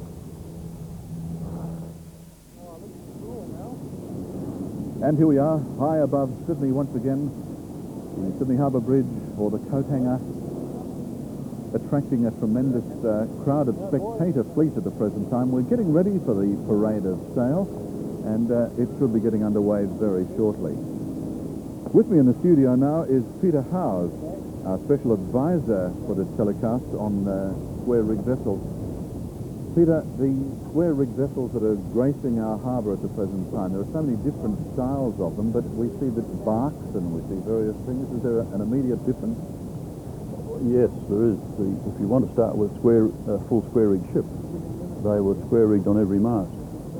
And if you start taking a square rig off the mast, from the aftermost first, you get a bark. You take them off the next mast, you start getting barkentines. Until you come... The barkentine is sort of a lesser version of a bark, almost. It's a lesser version of a bark. With the decrease in crew, they had to take a lot of this labour-intensive gear off the ships. So they were made easy to sail by putting, there's a fully rigged ship, so you start with a fully rigged ship and reduce the square rig from the mizzen, or take it off completely and just replace it with fore and aft. The mizzen mast being the aftermost. And there you have a bark. They've taken the square rig off the mizzen. Right. And if you take the square rig off the main mast, you end up with a barkentine. A barkentine, which we have on screen right now. Then go further and take the square rig off the foremast and you end up with a schooner. There we have a brig, the same thing. You start off with a brig, take the square rig off the mizzen, or actually the main mast, it's called. You have main mast and foremast, and you have a brigantine, which is a little brig. A little brig. Yeah, and there are various versions of those. There were snows, and you had jackass barks and jackass brigs. So the first fleet, what was that made up of? They were ships. All rigged ships. That's what they started with. And because they had lots of people to handle the gear. And as the labour got scarce later in the century, they had to take this labour-intensive gear off, and it became expensive. Was this because they had so many convicts on board they had to reduce the crew? Or? No. That was all they had. They were all ships. All rigged as all ships. Fully rigged ships. Right. The Cook's Endeavour was the same. It was square rigged on every mast. And the amazing thing, we were talking the other day, and you were telling me that they have to run before the wind. They can't tack like modern yachts. They were sailing at 90 degrees to the wind and making leeway. They could point up at probably 60 degrees to the wind, but they would achieve Well, the result would be a 90-degree angle from the wind, which means you're not getting anywhere. Not getting anywhere at all. In fact, those things like Bounty and Endeavour, and Victory too, they were sailing at actually 95 degrees to the wind. They were plotting 95 degrees on the chart. So they were going backwards? Going backwards. So this is, of course, the reason why they took so long to get out here. Yes. It was, apart from they stopped here, and their speed was restricted to as normal convoys. The speed was restricted or limited to the slowest vessel. I think we're very lucky today, too. The prevailing wind obviously helped all of the tall ships to be able to get into the wind on camera now. I have the wind. This is a beautiful, it's working out of Sydney on charter work. It's a beautiful ship and faithfully restored. It's in beautiful condition. At this stage, Peter, we're going across to HMAS Canberra for a report from the harbour, and here's Gordon Bray. Thanks very much, Barry, and yes, we're on HMAS Canberra, which is a guided missile frigate, and with me is the director of tall ships in the Northern Hemisphere, our expert commentator today, John Hamilton. Well, John, you've seen scenes like this around the world, but how does it rate? Oh, it's got to be the most exciting one I've ever seen. I don't think I have ever seen so many craft on the water, and I'm happy to say, behaving very well indeed too. That's very important because as the excitement builds, when the parade of sails starts, I hope they go on behaving like that, but it's got to be an exciting scene. It's not really going to be a parade of sail though, is it, because of this breeze? It looks to be southeast at the moment, about 11 knots, so they're going to have to reduce as much sail, particularly with the square rig sail. Yes, that's right. Sadly, they won't be able to set very much square canvas unless the wind changes direction. I hope that they'll set their fore and aft sails, and that will be something to look at. But we can't have it always. When the first fleet came in this morning, they had a commanding wind, they looked grand. So we've been spoiled in the morning. Sadly, we won't be spoiled in the afternoon as well, I'm afraid. Yes, John, I'm quite sure there's a deal of confusion about the first fleet and the tall ships. Perhaps you might like to outline the differences. Yes, the first fleet which came in this morning, everybody said they couldn't do it, and I must say, I have to tell you, I was one of the ones who said they couldn't do it, and they've done it. And that's a fantastic birthday present, I think, to Australia. And they are, as you know, as their name says, reenacting that first voyage 200 years ago.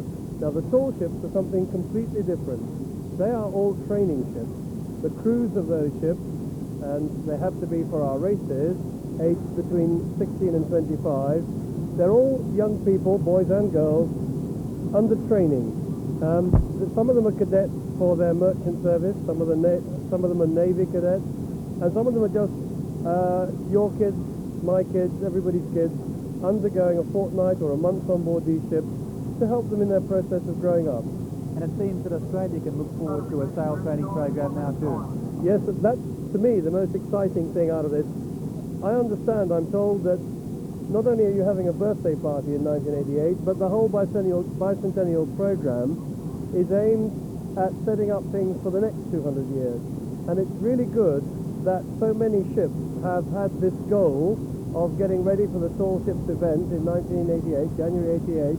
Such ships as the Lewin, the Alma d'Opel has had a big refit, and of course there's the famous already, Young Endeavour, and many other training ships have been built and are still being built, such as the Lady Nelson in Hobart, so that Australia can start its own sail training program, which has been so successfully operated in the Northern Hemisphere, starting very much in 1960. That's when the movement started in a big way. So now Australia happily will be joining in that. Okay, John, I think we're getting very close to the start of the parade of tall ships now. I think something like 130 countries make up the population of Australia, and many of those countries are represented in the tall ships parade, which is about to get underway. So for the time being, it's back to Barry. Gordon Bray and John Hamilton on HMAS Canberra, and the parade of tall ships due to get underway very soon, and boy, what a sight that is going to be. Meanwhile, in Newcastle, just north of Sydney, they're getting ready for the start of the Bicentennial Cup race. Our commentator up there is Ray Rabbit Warren. Hello, Ray.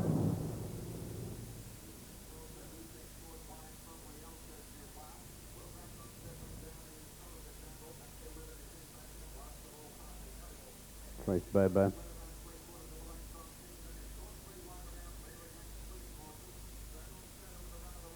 Maurice Pick, George Scratchley.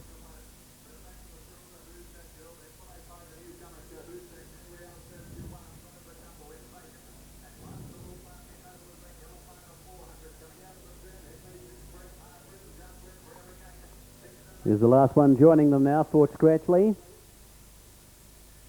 The light is turned on and they'll be soon off and running in this, the Bicentenary Progressive Cup. We'll bring you a replay of that race from Ascot as soon as time permits. Good backing for Maurice Pick. They're off and running. Missing the start was Maurice Pick out very wide, and Fort Scratchley is dropping into a rearward spot. Star Marani began very fast to lead from Camaroo Boy and Market Bow at the end of 200. Trace Bobo's getting up on the inside of Kaiser Prince, and Peter Cook is rushing up on Maurice Pick out wide. A break back to French Toast racing on the inside of one there that's lost its cap, the Blitz. Then Donatian followed by Fort Scratchley, and then Pollard Bureau, Ima Zip, Lord Gordy. And the last one as they travel down the side is Sir Joshua. 900 left before them. Star Marani, 3/4 Camaroo Boy. A length the fence, Market Bow, and 3/4 Maurice Pick. The Blitz moving up 3 deep. They're followed back on the fence by Trace Bobo. Going around them is French Toast on the outside with Ima Zip and Kaiser Prince losing ground. Fort Scratchley's putting himself into the picture. Donatian well back as they make the corner for home with Little Gordy last. On the turn now, the Blitz had gone very fast to be 3 deep around Camaroo Boy. Star Marani's in the middle of runners, followed by Maurice Pick and French Toast behind them. And the grey Fort Scratchley is coming down the centre with Ima Zip. Inside the last 250 now. Camaroo Boy had been taken to the lead. French Toast is out very wide on the track. Star Marani boxing on from Market Bow, and Maurice Pick is coming at them. Maurice Pick is going after them in the middle of the track. Camaroo Boy on the inside. Market Bow. Market Bow is flying along the inside, and Market Bow got up to win. Market Bow from Camaroo Boy. Third is desperately close. Kaiser Prince or Star Marani. Trace Bobo from Donati and Little Gordy. In behind them came Maurice Pick, which faded in the last little bit from Ima Zip and Fort Scratchley, the Blitz, and then Sir Joshua. And Pollard Bureau was amongst the last to pull up. The winner, number 2, Market Bow, ridden by Mark Lynch. Got completely bowled over here last start by a despised outsider in Lintroll. But today, a reversal of form. It found the inside fence off the 13 gate, a remarkable piece of riding by Mark Lynch, and Market Bow has got the money to pay $3.35. Despised outsider. I like the commentary there. Only despised if you're not backing it, I suppose. What would an Australia Day holiday be without a horse race? And that was the Newcastle Bicentennial Cup race. Now we are looking at the royal couple along with the Prime Minister and all the dignitaries on board HMAS Cook as they're moving up the harbour, getting ready for the start of the parade of sail. Peter Howes, as I said, our expert on square rigs, with us here today. Peter, it must be pretty tough for the people who are trying to get the square riggers going down the harbour with these massive small ships everywhere. Massive small ships. Massive amounts of small ships. Look at them. I mean, how on earth can you steer through all of that? Well, hopefully there's a corridor being formed. They'll be patrolling and keeping this corridor open. But they'll be moving very slowly and it won't have much steerage, so they can't manoeuvre very quickly. How flexible are they to handle? Oh, they're fully powered with engines, so they can they handle like an ordinary ship. But if they're coming down under full sail, as we hope they are, I heard Gordon Bray say before it's a sou'easter at the moment, so it may be difficult to come under full sail. But well, they'll sail down the harbour out towards the entrance with some sail up. But some of the ships, if they put too much up, they'll be moving very quickly. Because they'll gather speed and they're very hard to stop. What sort of speed do they move at? In a fusion ship there. Look at that. The speed will vary. Of course, they can control their speed with the amount of sail they have, with the breeze that's blowing. But the thing is, they're very hard to stop. That's why I was wondering if there's any danger of a collision with some of these small boats. I was on the harbour on Boxing Day to start the Sydney Hobart race, and the profusion of ships and small boats is quite frightening. And under those conditions, they're all moving very quickly. They all rush down the harbour when the gun goes. Precisely. And at the end of a long day and sun with the odd cleansing ale or two, you wonder whether or not everything is going to go land this afternoon. Well, this one, the ships, because they're moving up and back, well, I don't think the boats will be rushing, and they'll be moving very slowly, so you won't have that high-speed rush with the spectator craft. That's Young Endeavour. We are on the screen. Which ship is this at the moment? That's Young Endeavour. Oh, that's the Young Endeavour. So that's the gift from Britain to Australia for the Bicentennial.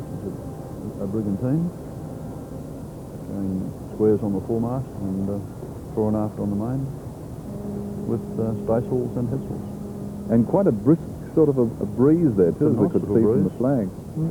Happy birthday. Birthday Oz. Oz. Oh, that's what it is. Well, it looks like it's going to be a few minutes yet before the parade of sail is ready to get underway. So we're going to go across and take a musical break from one of the bands playing around Sydney Harbour at the present time.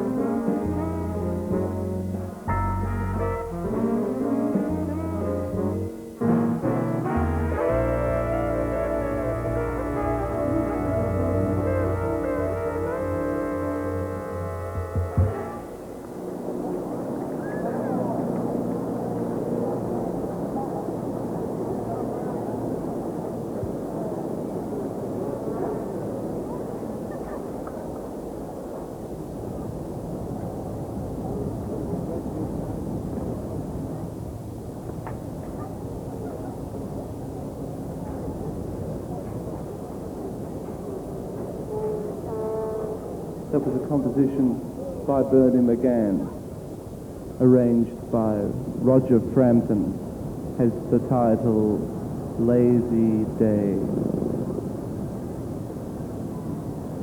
We'd like to feature Don Burrows now on baritone saxophone in a composition by Kevin Barker called Mephistopheles.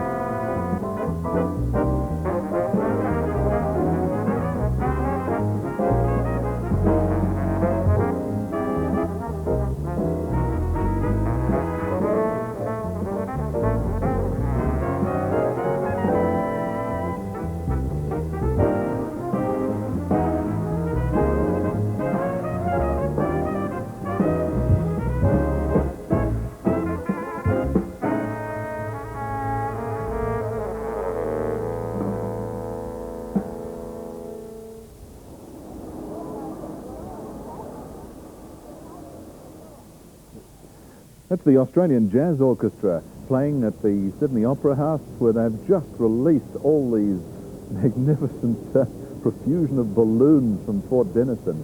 And as they drift slowly through the sky, they make an even greater sight here in Sydney Harbour today. You wonder how many other things there are to do on a day like this today, Peter. Well, I think it's enough for me to see all these square riggers. Marvellous. Fingers sailing, man. The Australian Jazz Orchestra, by the way, playing in the forecourt of the Sydney Opera House, was led by James Morrison and featured that great man, Don and Burroughs. We've, by the way, heard from Executive Chief Superintendent Ken Chapman of the New South Wales Police about the crowds in Sydney today. The police have never seen crowds like this before. They're estimating that in the city alone there are approximately 500,000 people. Then when you add all the people on the north side of the harbour, they are estimating a crowd of at least 1 million people are in attendance today for the Bicentennial celebrations in Sydney. And the good thing about it is that the crowd are all well behaved. There have been no reports of disturbances or any outlandish behaviour at this stage, which is really good to hear, because if they got out of hand, it could spoil the whole proceedings. What's the effect sailing ships have? Now we're going to... the effect sailing... You had to get that plugged in, didn't you? So good for Now we're going to take you down to Canberra to catch up on the events there.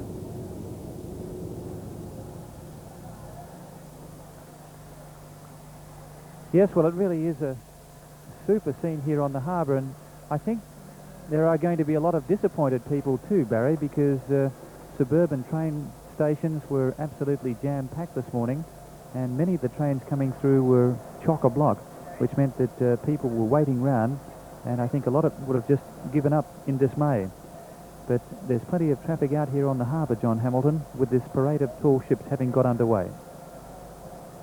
Yeah, it's an absolutely fantastic sight. It's difficult not to get overexcited about it, because I've never seen anything quite like this, with so many craft, and then just beginning to appear now where we are on board HMS Canberra is the leader of this parade of sail, Young Endeavour, who, as you know, has just changed ownership. Yes, well, she was skippered by Chris Blake, but now Frank Alliker is at the helm today, the official British Bicentennial gift to Australia, and now Australia's official sail training ship. Some 7,000 young Australians applied for the 12 berths from all states and territories, and the spots eventually went fully representative around the nation.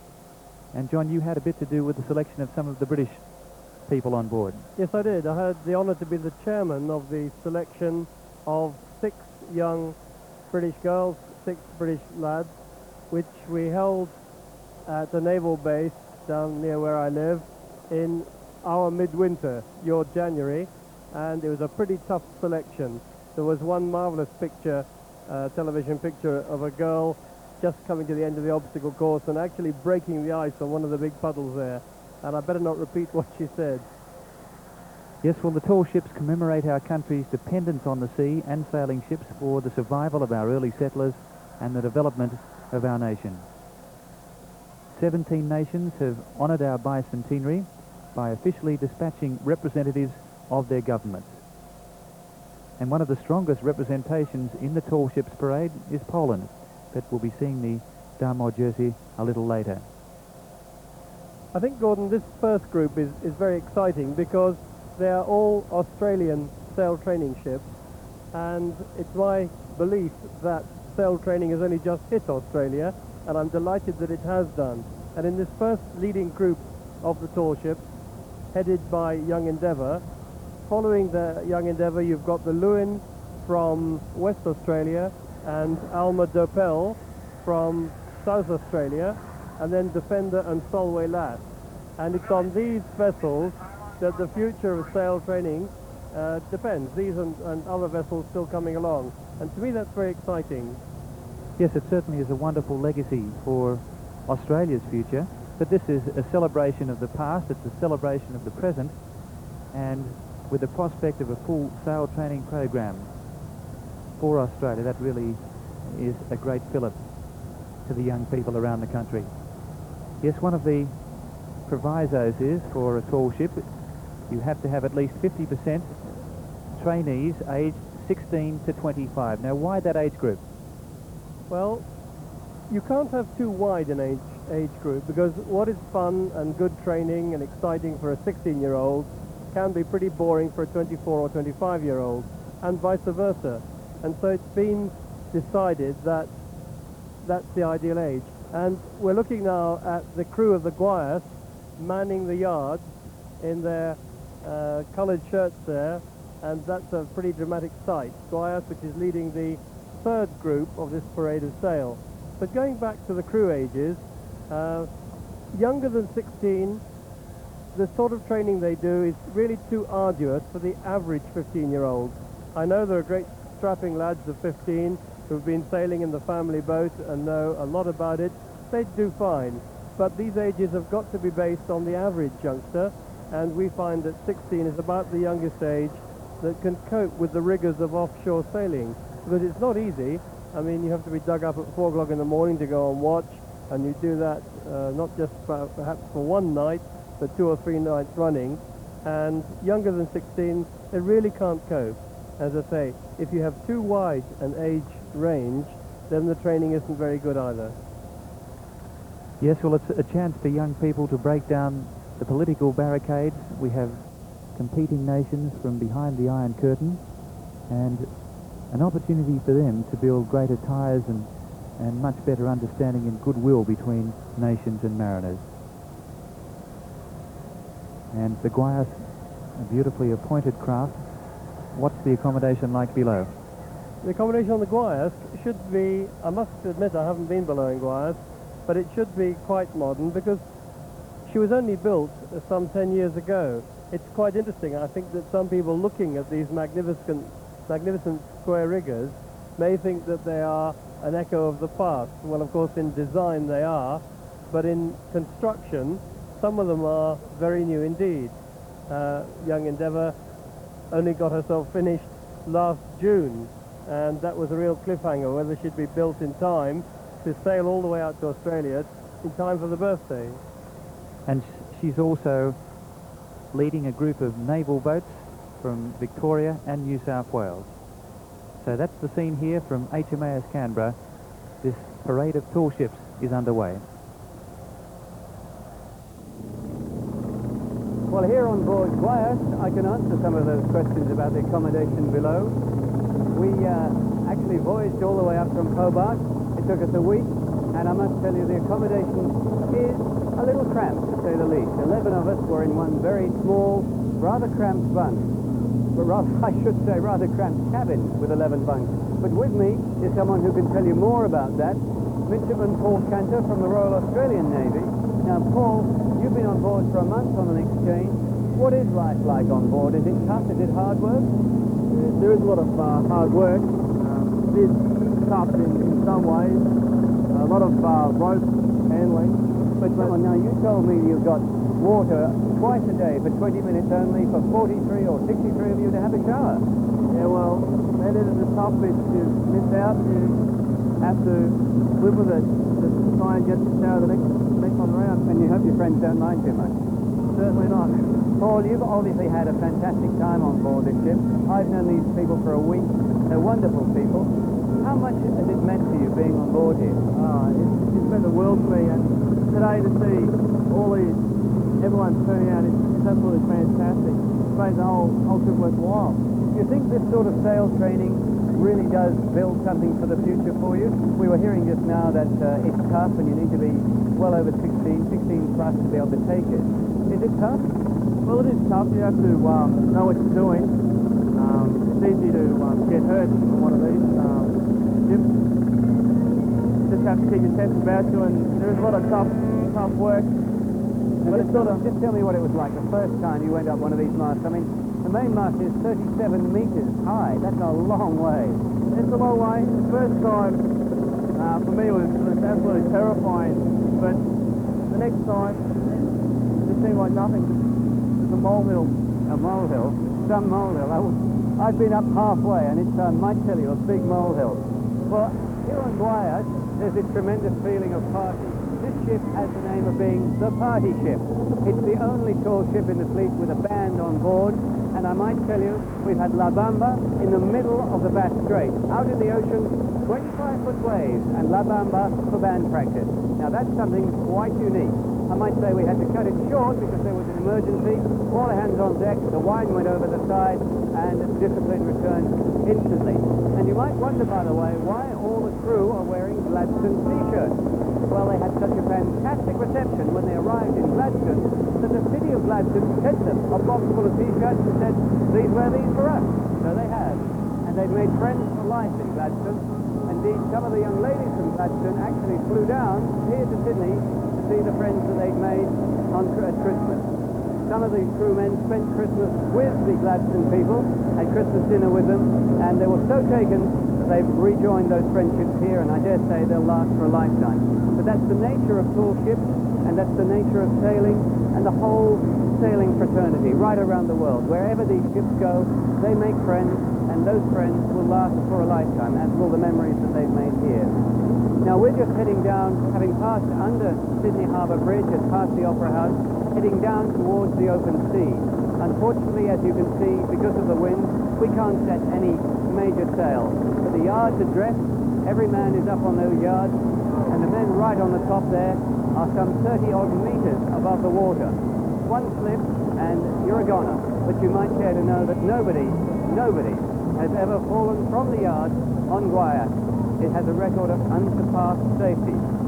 As you were hearing earlier, she's only 11 years old, built in 1977 in Spain, but with all the traditions of the square riggers that Cook and Phillips would have sailed out here to Australia.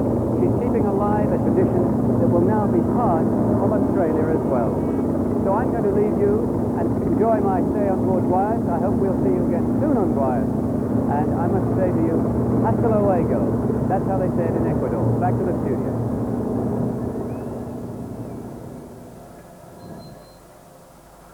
Yes, well, here on board HMAS Canberra,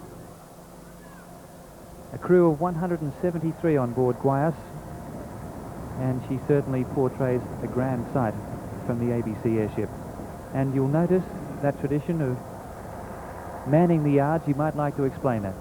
Yes, I haven't been able to see some of the earlier commentary, and I guess somebody would have said this already, but it probably bears saying again, that the tradition of manning the yards, as they're doing on Guayas there, is to show that the majority of the ship's company are up where they can be seen. They're not skulking down below, getting the guns ready for firing, getting the guns suddenly ready to run out and give the Opera House a great raking broadside. It was in fact to show that you were a friendly ship and that the majority of your hands were in the rigging. And I think the other interesting thing to see there as Guayas comes under the Sydney Harbour Bridge is that she's got what we call the fore and aft sails set. That's the triangular ones. And the squaresails are hanging rather untidily from the great yards, the great spars which stick out at right angles to the mast on which the cadets are standing. Now, those sails hanging down untidily, in fact, it has a name. It's called hanging in the gear. And it means that they could set those squaresails quite quickly if they wanted to.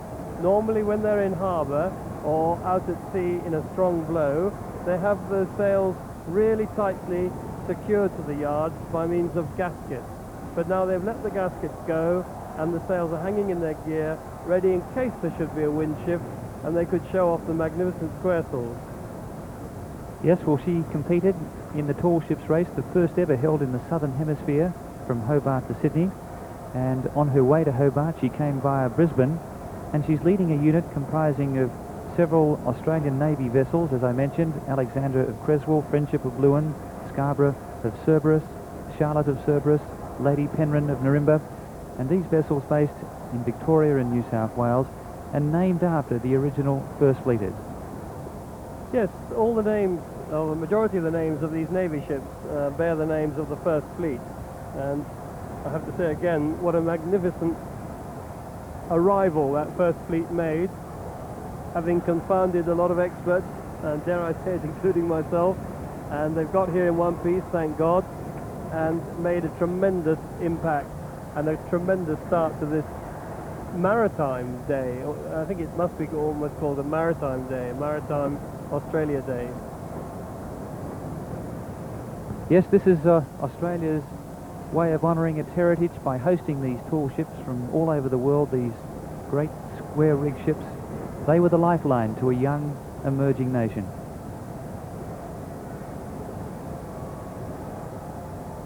And have you ever seen a scene like that? I don't think it's ever occurred, has it?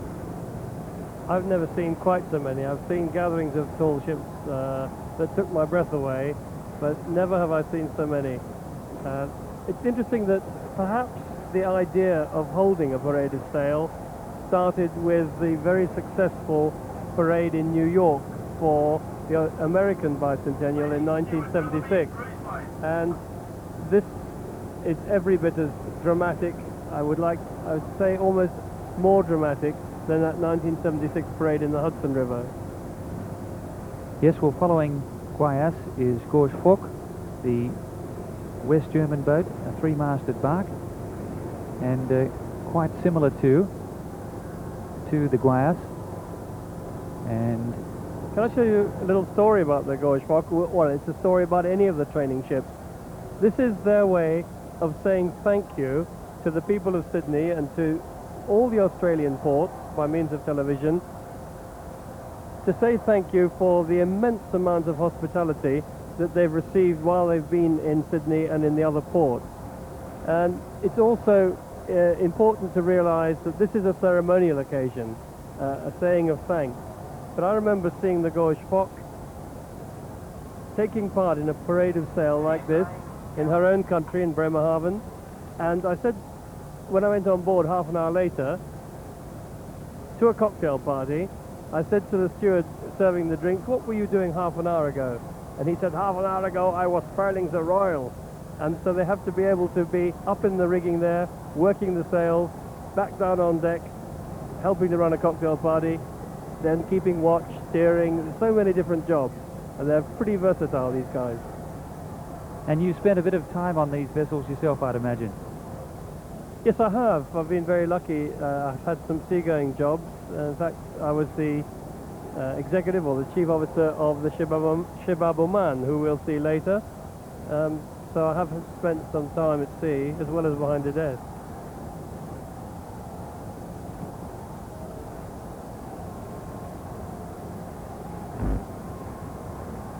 Some of the smaller vessels coming through in these units. That looks like the French Esperance. Esperance is a 44-metre timber schooner built in Spain and skippered by Nicole Legler. She's, I think, one of the few lady skippers of the tall ships, and a very pretty one at that. Yes, she is. She very nearly got something knocked off her rating. When I met her, I thought we'll have to help her a little bit with the rating there for the race, but I managed not to do that. I'm sure that the captain of Gorge Fock will be very sad that he can't set those square sails. Many of you will know that the Polish ship Darmojerzy sailed under Sydney Bridge on her way into port with only 10 feet to spare under her mast, and she incidentally had to go under low water. And the first question the captain asked when he got alongside, did the Gorge Fock sail, or was I the first?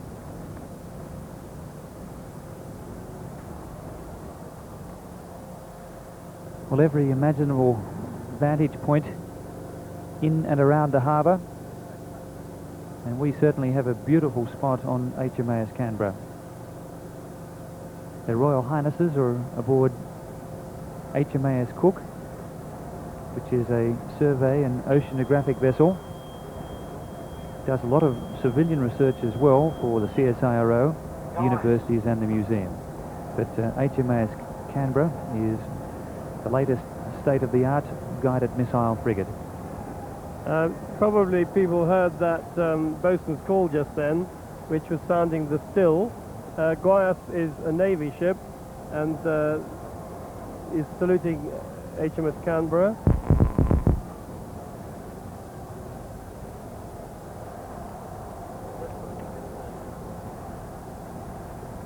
So the Esperance just threading her way through this vast armada of craft.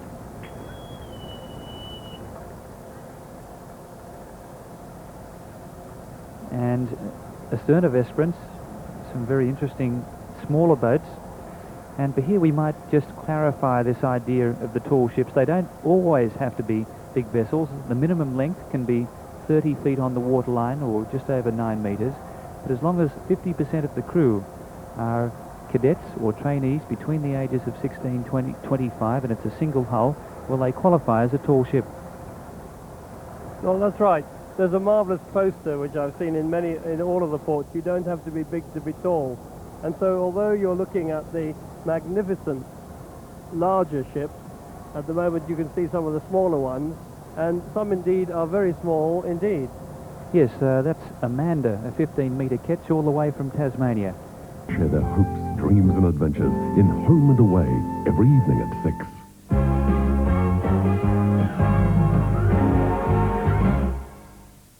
This programme is proudly brought to you by Holden, Australia's driving future, and Ampol, the Australian company.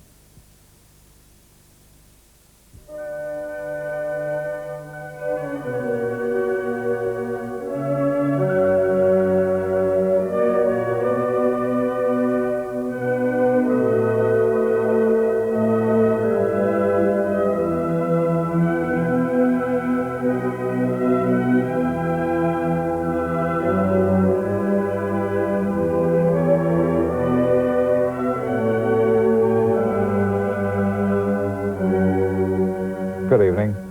What an exciting day it's been. I trust that you've enjoyed it. And of course the spectacle continues, because shortly we'll be crossing live to Sydney Harbour to see what has been described as the greatest and most expensive fireworks display ever seen in Australia. We'll go to the fireworks as soon as they're ready, and we'll bring you the entire display without interruption. But whilst we're waiting, we have the opportunity once again to give you another look at those truly magnificent tall ships as they made their way past Prince Charles on board HMAS Cook this afternoon. So coming up, the tall ships, and then all the fireworks without break. But first of all, we'll just have this small commercial.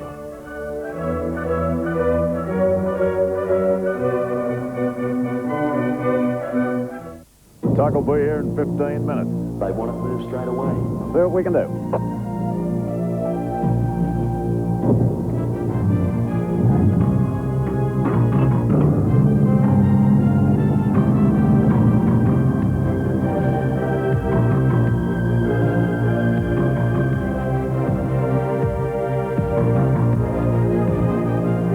Does your car give you the option of V8 power? Commodore does. 15 McValue meals for the regiment, lassie. McValue meal? What a deal! One Big Mac, large served fries, 60% more Coke, all for $2.99. McValue meal! It's a steal! Fillet of fish, same like fries, Coke on the side. But only for a limited time. We don't want the laddies to know how little it costs. You wouldn't do a refund on the wee empty baggies, would you? Kodak Express! For the best photos in town! Now, Kodak Express presents Kodak's Planes, Trains and Automobiles game. Everyone's a winner. You could win a world holiday for two, a Porsche for the weekend, movie passes and more. Take this scratch card with a roll of film to Kodak Express for processing and you'll win one of these prizes. Look for scratch cards in your letterbox at Kodak Express outlets and when you see this poster. Kodak Express! For the best photos in town! You're guaranteed a win. Don't miss out. Australia's new commemorative $10 note. Its production required a world breakthrough in banknote technology. Printed on plastic, it incorporates for the first time anywhere this optically variable device, which takes on a different appearance depending on the angle at which you view it. This, with other security features, are what you need to look for as the new note begins to circulate. The 1988 Golden Globe Awards. Nominees include Michael J. Fogg, The Golden Girls, Edward Woodward, and Sharon Gless. 9:30 tonight on 7. Well, indeed, late this afternoon, the tall ships left Sydney Harbour from a spectacular farewell. And as they did so, they were reviewed by their Royal Highnesses, the Prince and Princess of Wales from HMAS Cook. So as we have a few moments to spare before the fireworks, as I mentioned just a moment ago, let's have another look at those magnificent ships as they said farewell to Sydney Harbour. And what a moment it was. There we see the view, a general view from underneath Sydney Harbour, and here we see the leader of the tall ships parade, the Young Endeavour. Looking resplendent there with the white ensign, the Royal Australian Navy white ensign flying. She has the Union Jack at the masthead as well. And now we see the official party on board HMAS Cook. Prince and Princess of Wales we can clearly see there at the moment. And there once again another shot of HMAS Cook as she moves steadily up harbour. Yes, and in fact this scene is just packed with vessels, one passing the other. It's amazing there's any space at all to, well, you could probably walk across the harbour. I think you could. Looks like it. There again we're looking at the Young Endeavour, and there is the general shot which we've become almost accustomed to this afternoon. For the first time in our history, surely, we have never ever seen as many ships as we saw out there today.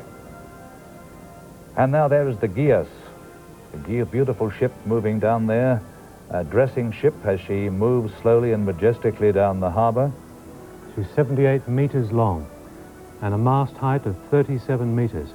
Here we are at Fort Denison and a massive number of balloons being let off in celebration for this great occasion.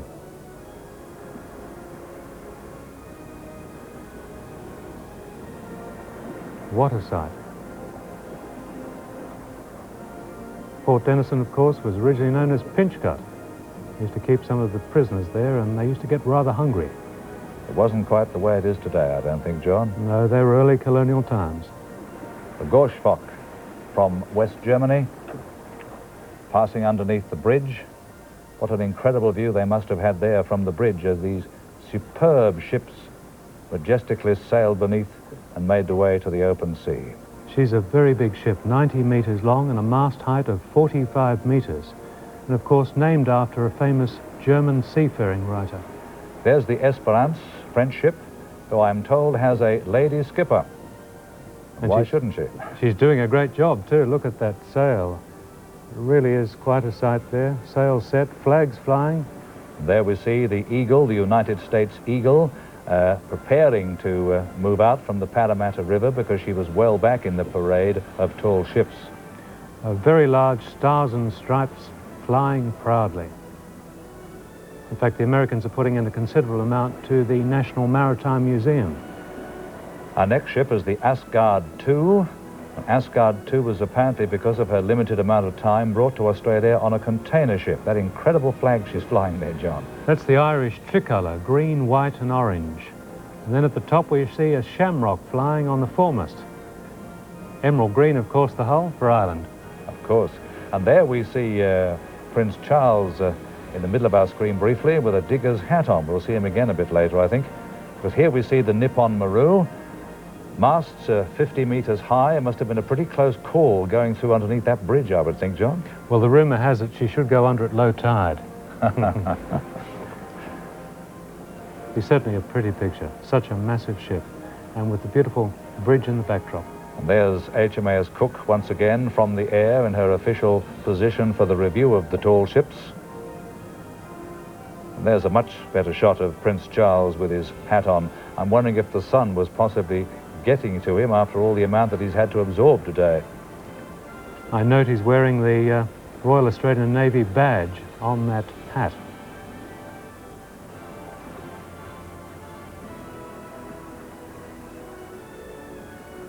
That, I think, is the Gorschfock. Yes, it is, with that beautiful figurehead there. What a fabulous vessel she is. How I'd love to sail on a ship like that. I think that's Mrs. Hawke down there we can see on the left part of the bridge there with the Nakubra hat. What do you think about that, John? Well, I tell you what, they're adventurers, aren't they? With a figurehead and all there, that dog. And there's Sovereign. Took line honours and also handicap honours in the latest Sydney Hobart race, and also line honours in the tall ships race. What a magnificent ship she is, Sovereign. And a distinctive colour at that bright red. Look at the crowd behind the Sovereign. That is incredible, that crowd. I mean, we've seen that gathering all day, and I'm sure many of them are still there waiting now for the climax of this great Australian historical day, namely the fireworks display coming up very soon. It was such a friendly crowd too, a very patriotic feeling. The magnificent and the enormous Nippon Maru we see there. The small size of that ferry seems to be dwarfed by the size of those enormous masts. And the contrast there between the modern ferry and then the backdrop of the buildings.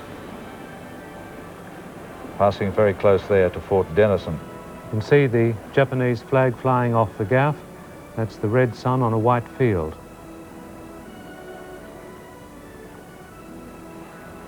What a sight. In comparison to the tall buildings behind her, because of our perspective, she almost seems to dwarf them. And once again, Fort Denison there, and rather excited Prime Minister. Yes, with Prince Charles and also Mr. Unsworth.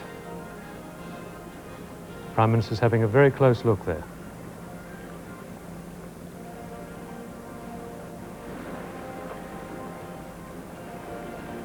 Our marina in the background there, one of the first fleeters, the largest of the first fleeters.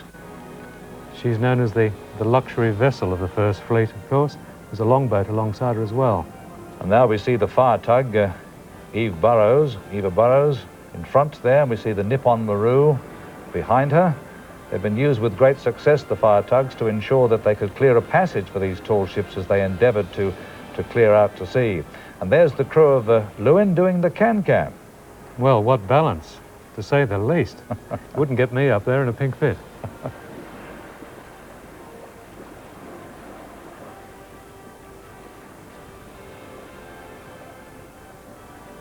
The Nippon Maru. Notice how they stand on those foot rapes or stirrups under the yardarm. And there's the unfortunate ship Abel Tasman, which of course was damaged in the collision with Gias in Hobart Harbour, which unfortunately meant she was unable to take place in the tall ships race, and she has to go all the way back to Holland, I believe. We wish her luck. And we'll come back to more of the tall ships, and after that the fireworks, but first of all, this commercial break.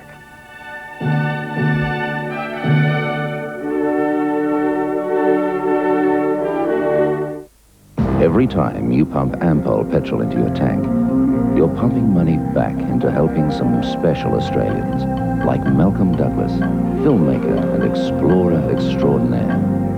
For many years, Malcolm's been producing his own unique brand of television documentaries, so you and other watchers all over Australia can learn about some fascinating parts of our north you'd most likely never get to see, like the gorge country of the Kimberleys, the unusual wildlife of the Great Sandy Desert, and the Aboriginal culture of Arnhem Land. And on these expeditions, Malcolm has relied on just one oil company to keep him going, both on land and on water. But while we're delighted with our long association, we're still not quite ready to accept Malcolm's invitation to lunch. With the Australian company, you're not just buying petrol, you're buying a stake in Australia.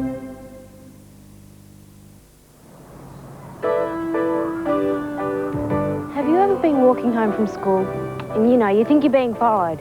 It's too far to run home and you're really scared. Do you know what to do? I do. She knows to run to the nearest safety house. A house with this sign has someone inside who will comfort a frightened, sick or lost child and then notify the police. You're for the safety house scheme, aren't you, Gail? Certainly am. Safety house people really are kind and caring, and they're thoroughly checked by the New South Wales Police. If you spend some of each day at home, then you can help keep kiddies safe. Now, jot down this number and then inquire about becoming a safety householder. Over at Jay's, back soon. All right, darling. Make sure your children know where their local safety houses are. Teach them what this sign means and how to use it. Every neighbourhood needs safety houses. They're the best neighbours you can have. Phone 332 9366 and become a safety householder. Tomorrow on Home and Away. And you realise what a scheming little brat you're saddled with. Carly's real father tells Tom a shattering secret. Would you like to tell me why you've suddenly gone into the business of blackmail? Is it true? How did she get the $8,000? You don't know anything, Tom. Home and Away, tomorrow at 6 on 7.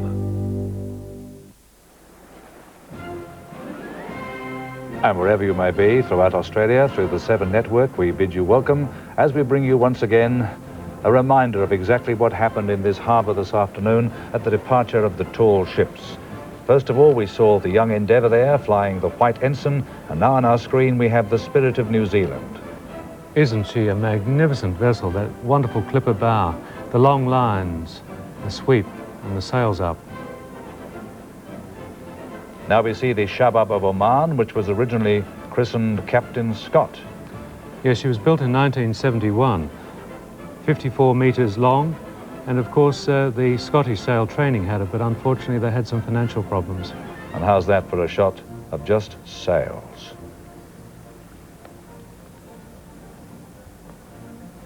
Once again we see Prince Charles with his hat, which he seems to have taken to, and an indication there of the Juan Sebastian del Cano, and also behind her the Dame Zazi.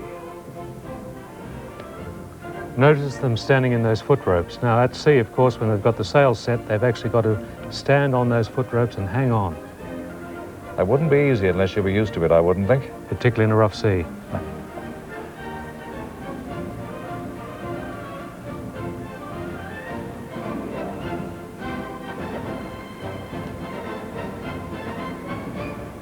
That, I think, is the West German vessel once again. Yes, looking resplendent there as she comes almost towards us. Now passing beneath the bridge, or preparing to.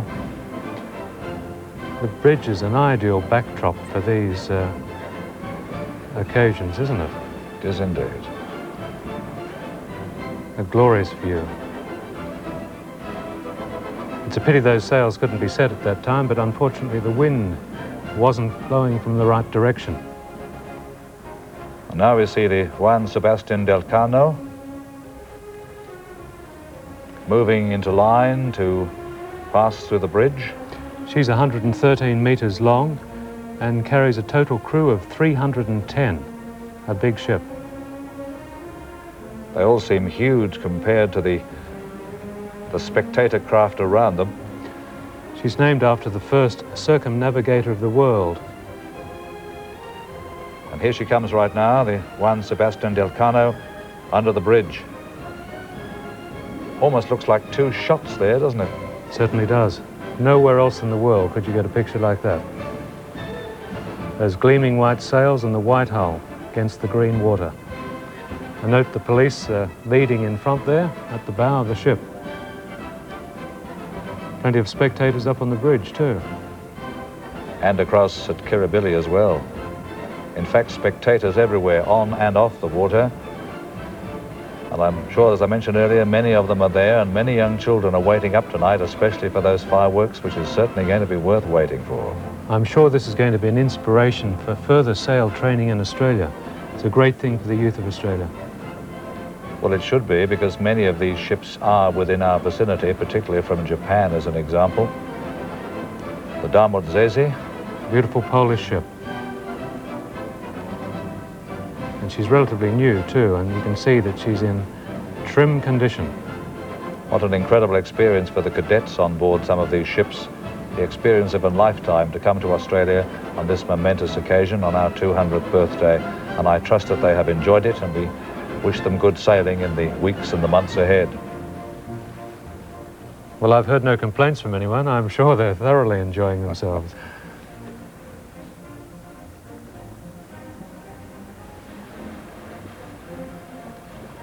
Because of the slowness of the passage, they seem to take forever to move beneath the bridge and in front of the Opera House.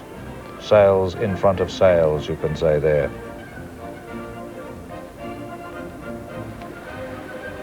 And there are the cadets we've just been talking about, the Dame Zazi. Ah, they're definitely enjoying themselves. They're all waving at us. They probably feel a bit sad because they're also leaving. Juan Sebastian del Cano under the bridge. There's the Polish flag flying there, the red and white flag. Back on the Dame Zazi once again.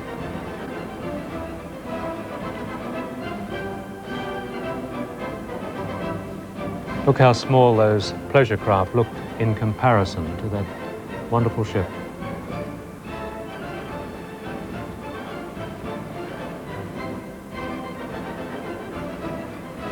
You see them there dressing ship. On the Shabab of Oman, we see the crew in the rigging. And we shall come back to a little more of that, but don't worry, we haven't forgotten the fireworks. We shall certainly be back in time for that. But before we do anything else, this commercial break.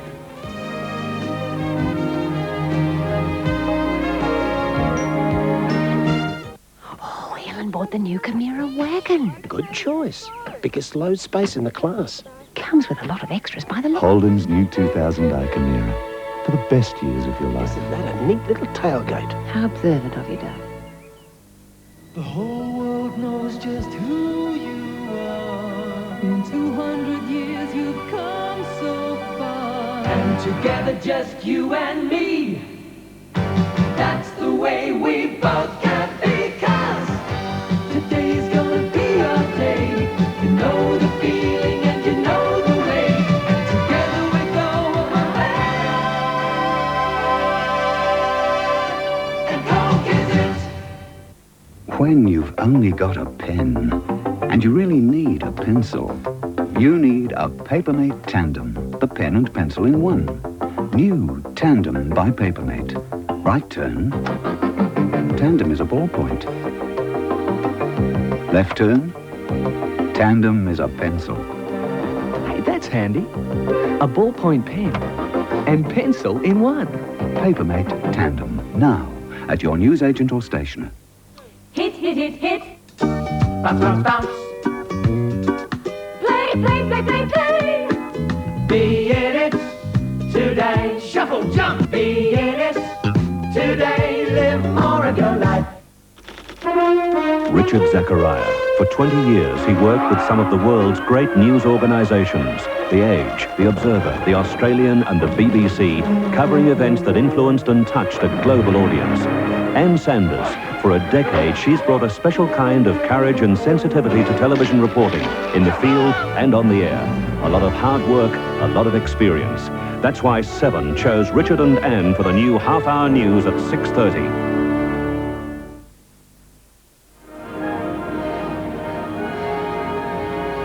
And on the 7 network, welcome back to our pictorial review of the parade of tall ships earlier this afternoon. At 9 o'clock, we will be crossing direct for a live coverage of the fireworks. But right now, we see a member of the crew climbing the vast mast of the Juan Sebastian del Cano. It makes one realize how long it takes to climb to a mast on a big ship like this.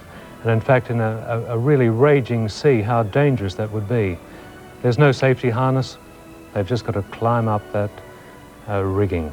50 metres of it, I gather, John? Yes, well, that almost touches the bridge, of course, the harbour bridge. And there's the first yard he's just passing now. You can get some indication of the size of that mast by looking at the buildings behind. Certainly the camera foreshortens it to some extent, but it is an enormous height to which he is gradually climbing. Better him than me, and you, no doubt. Goldfield's house we see there passing behind him. Ah, William IV, one of my favourites. And look at the steam coming out of that paddle steamer.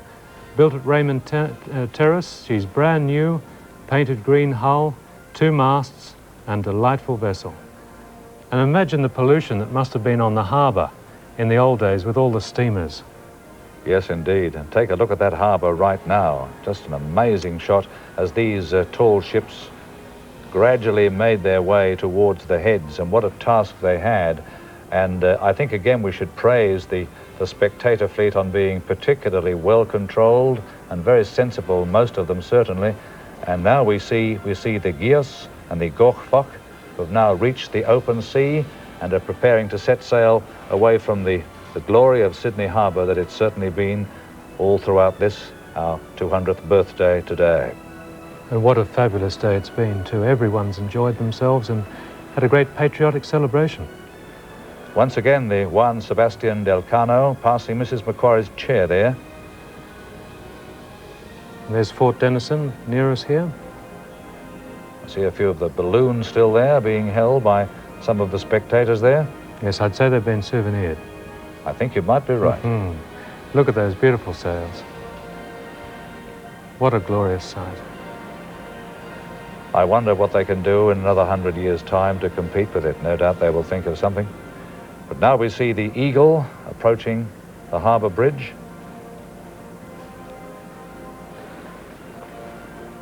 Coast Guard trading ship of the United States.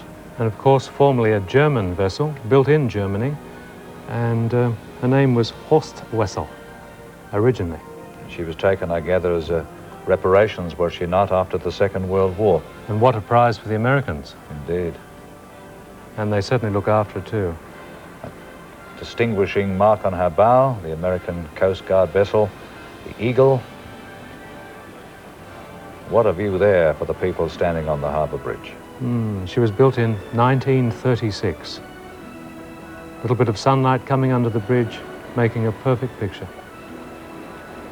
Spectators lining the bridge as well, because they know they won't see a sight like this for a long time to come. Yes, they certainly appear to be fairly close to that bridge, the top of those masts, with the flags flying. And look at the crew balancing up on the yards.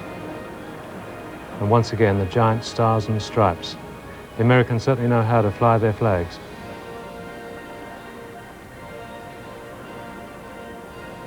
She's got that beautiful shape. Well, there we see the bridge at twilight, not so very long ago, and we can still see something of the tremendous amount of small craft on the harbour. And I'm quite sure they're still out there now, waiting for the final climax, if we may call it that, of what has been an incredible day, the fireworks display. Once again, the Eagle. And of course, look at the people over at the Opera House there. Absolutely superb. What a view they're going to have from the Opera House and Farm Cove, Athelbite, of the fireworks display this evening. And that, by the way, is the Captain Miranda from Uruguay. We see the bow there, and the two intrepid crewmen almost treading on air. Why do you think they're there, John? I think they might be keeping a close eye on any spectator craft that get a bit too close. There we see her again, the Captain Miranda. And notice she's got a slight list, so she's picking up a bit of a breeze there as she comes out. Well, maybe the breeze is beginning to freshen because the afternoon is growing apace. And there we have one final shot. We see the panorama of Sydney Harbour. We see the Sea Princess out there. We could also see, yes, the Juan Sebastian del Cano. And that was the sight which we've had the pleasure of bringing to you throughout most of today. Well, after this commercial break, yes, all the children that have been sitting up waiting anxiously, don't worry, it's about to happen. 9 o'clock, the fireworks will start. It'll certainly be worth the wait. But before we do that, this commercial break.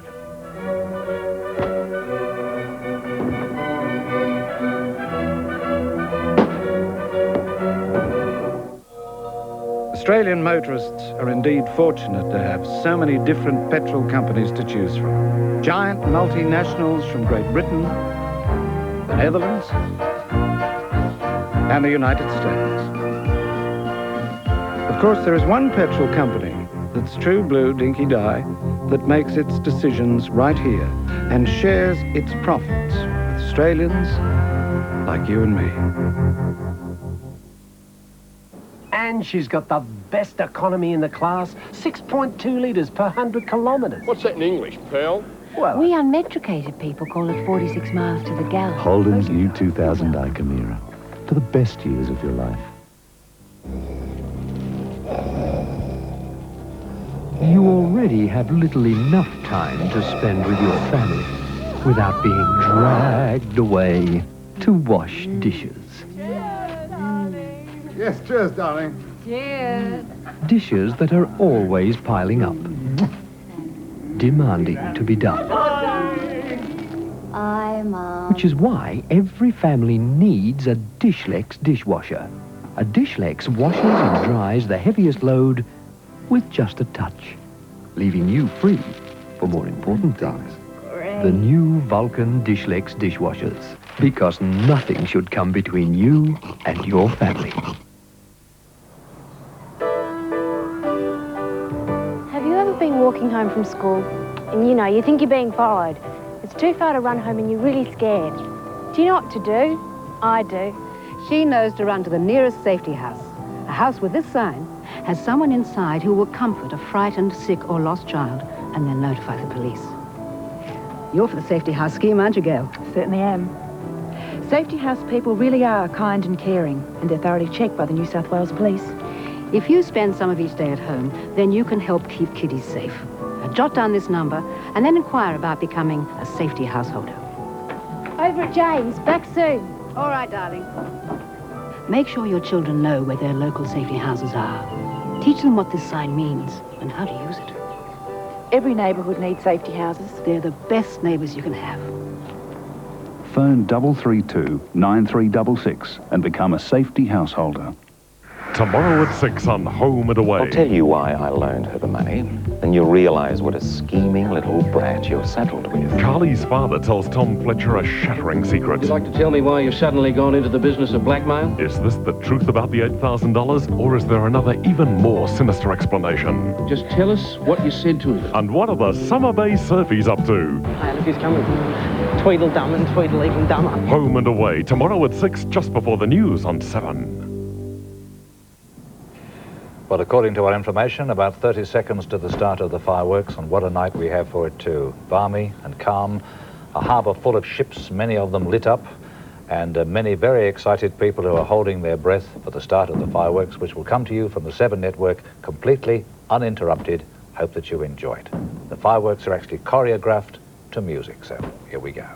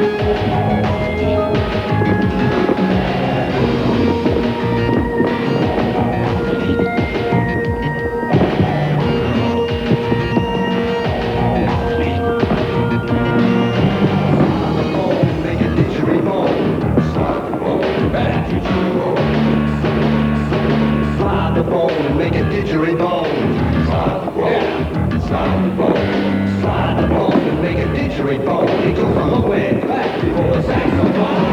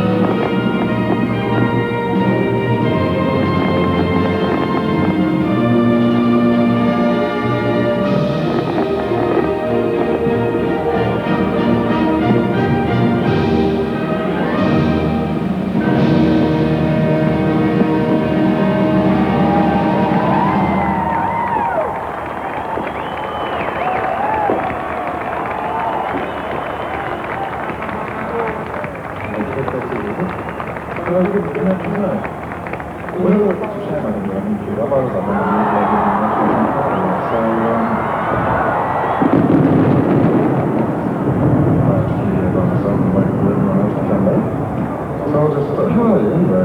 to the nighttime show. It's 17.5 minutes past 9.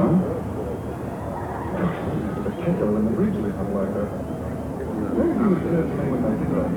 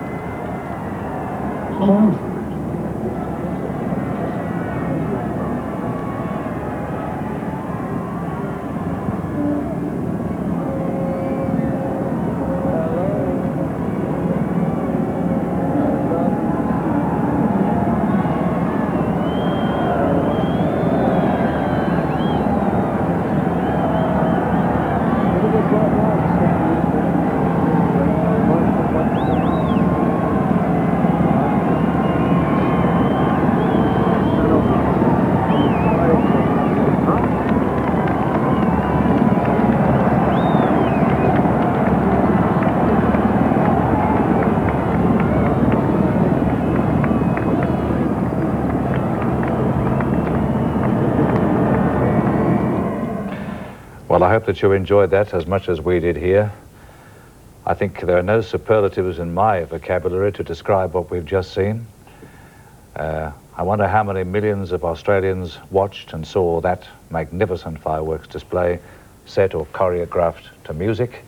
It's the sort of thing which I trust as many as possible have kept on videotape to show their children and their grandchildren, because never ever has Sydney Harbour seen anything like that, and is indeed a fitting climax, I think, to this our 200th birthday. Don't go away. We'll be back just a moment.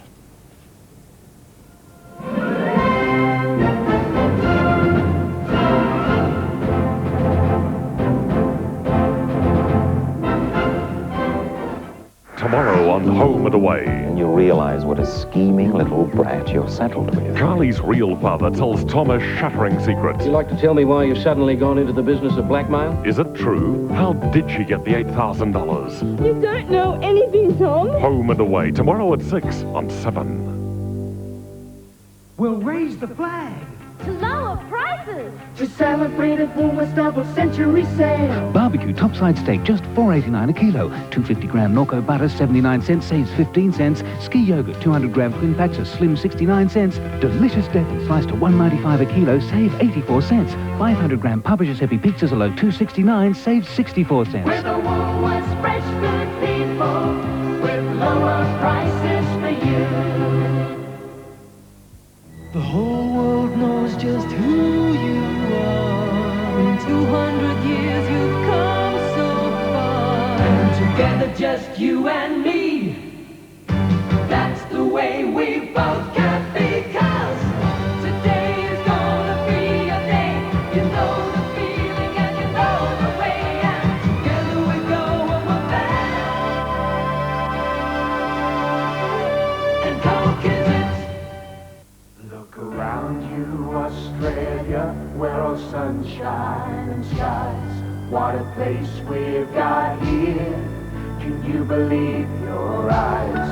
We may take things for granted, forget what we've got. There's the odd thing you change, but really not a lot. Look around you, Australia, travel wide, travel far. You'll bless your good fortune and how lucky we are. We're just fitting our straps, got a shoulder that weight. We've got so many reasons for feeling this way. How do you feel? How do you feel? How do you feel? Like a two-ease or two? I got this way with willpower.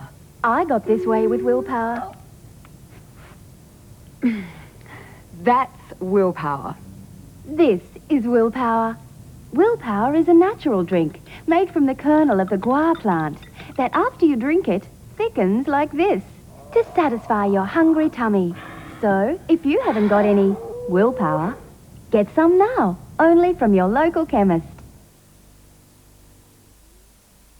Well, this has been the 26th of January, 1988. A day which will, I'm sure, live in all our memories for many, many years to come. As I mentioned some time ago, I just wonder what they will endeavour to do in 100 years' time for the tri-centenary. Not that I'll be here, or most of us will be here, to worry about it. Be that as it may, we thought we should end up the way we started by showing you something of how this day began, which seems a long time away now, doesn't it? The arrival of the first reenactment fleet came through the heads this morning at about 10 o'clock, and eventually, 3 hours later, ended up in Farm Cove to the most incredible, tumultuous reception Sydney has surely ever seen. We thought we should end the day, therefore, by showing you something of what we saw during the day, the arrival of those ships which, in actual fact, represent Captain Arthur Phillip, the man who started it all 200 years ago, in those tiny ships that sail all the way from England without any engines at all, just with sails.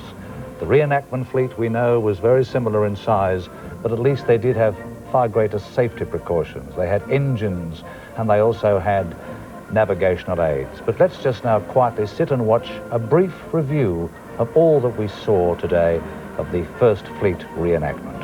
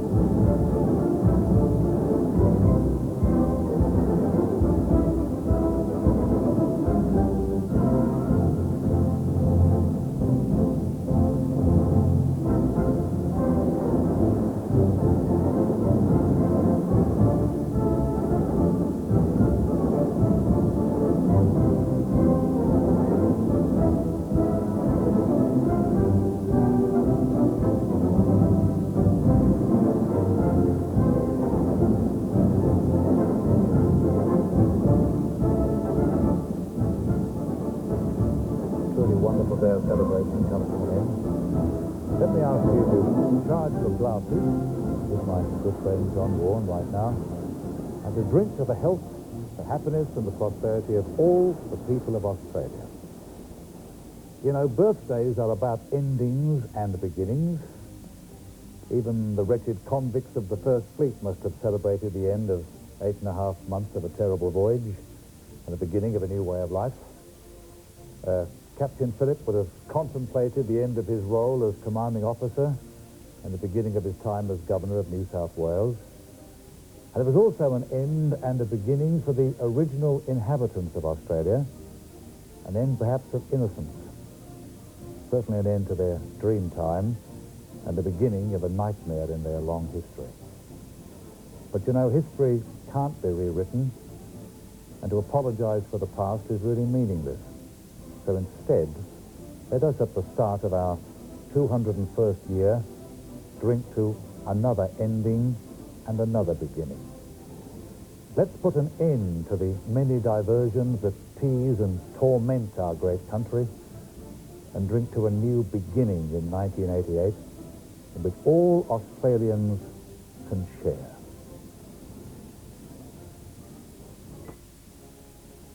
Happy birthday. Happy birthday, Australia. Thank you. Good night. Good night.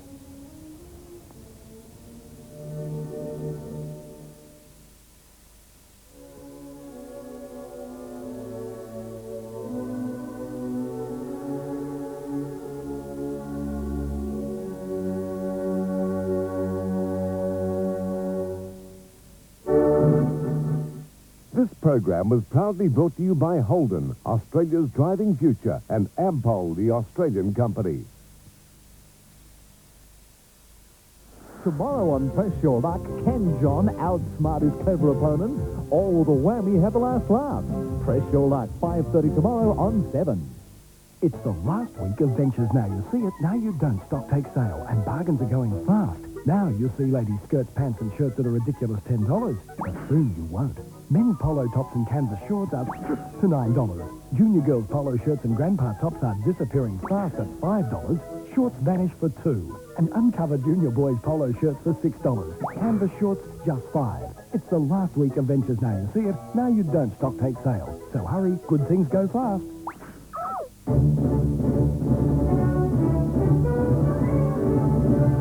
Good evening, Ann Sanders with a 7 News update. A spectacular day on Sydney Harbour as an estimated 2 million people watched the first fleet arrive. Scores of planes soared overhead as the Sydney Symphony Orchestra greeted the fleet with Rule Britannia.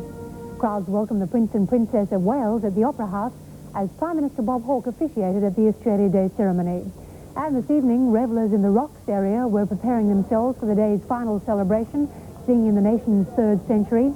Although police have reported some drunkenness, partygoers are generally under control, but have been asked to allow 3 hours for their return trip if using public transport. Sydney's weather tomorrow continuing fine. Acclaimed by the press as the best nightly series in many years. Meet the Fletcher family and share their hopes, dreams and adventures in Home and Away every evening at 6.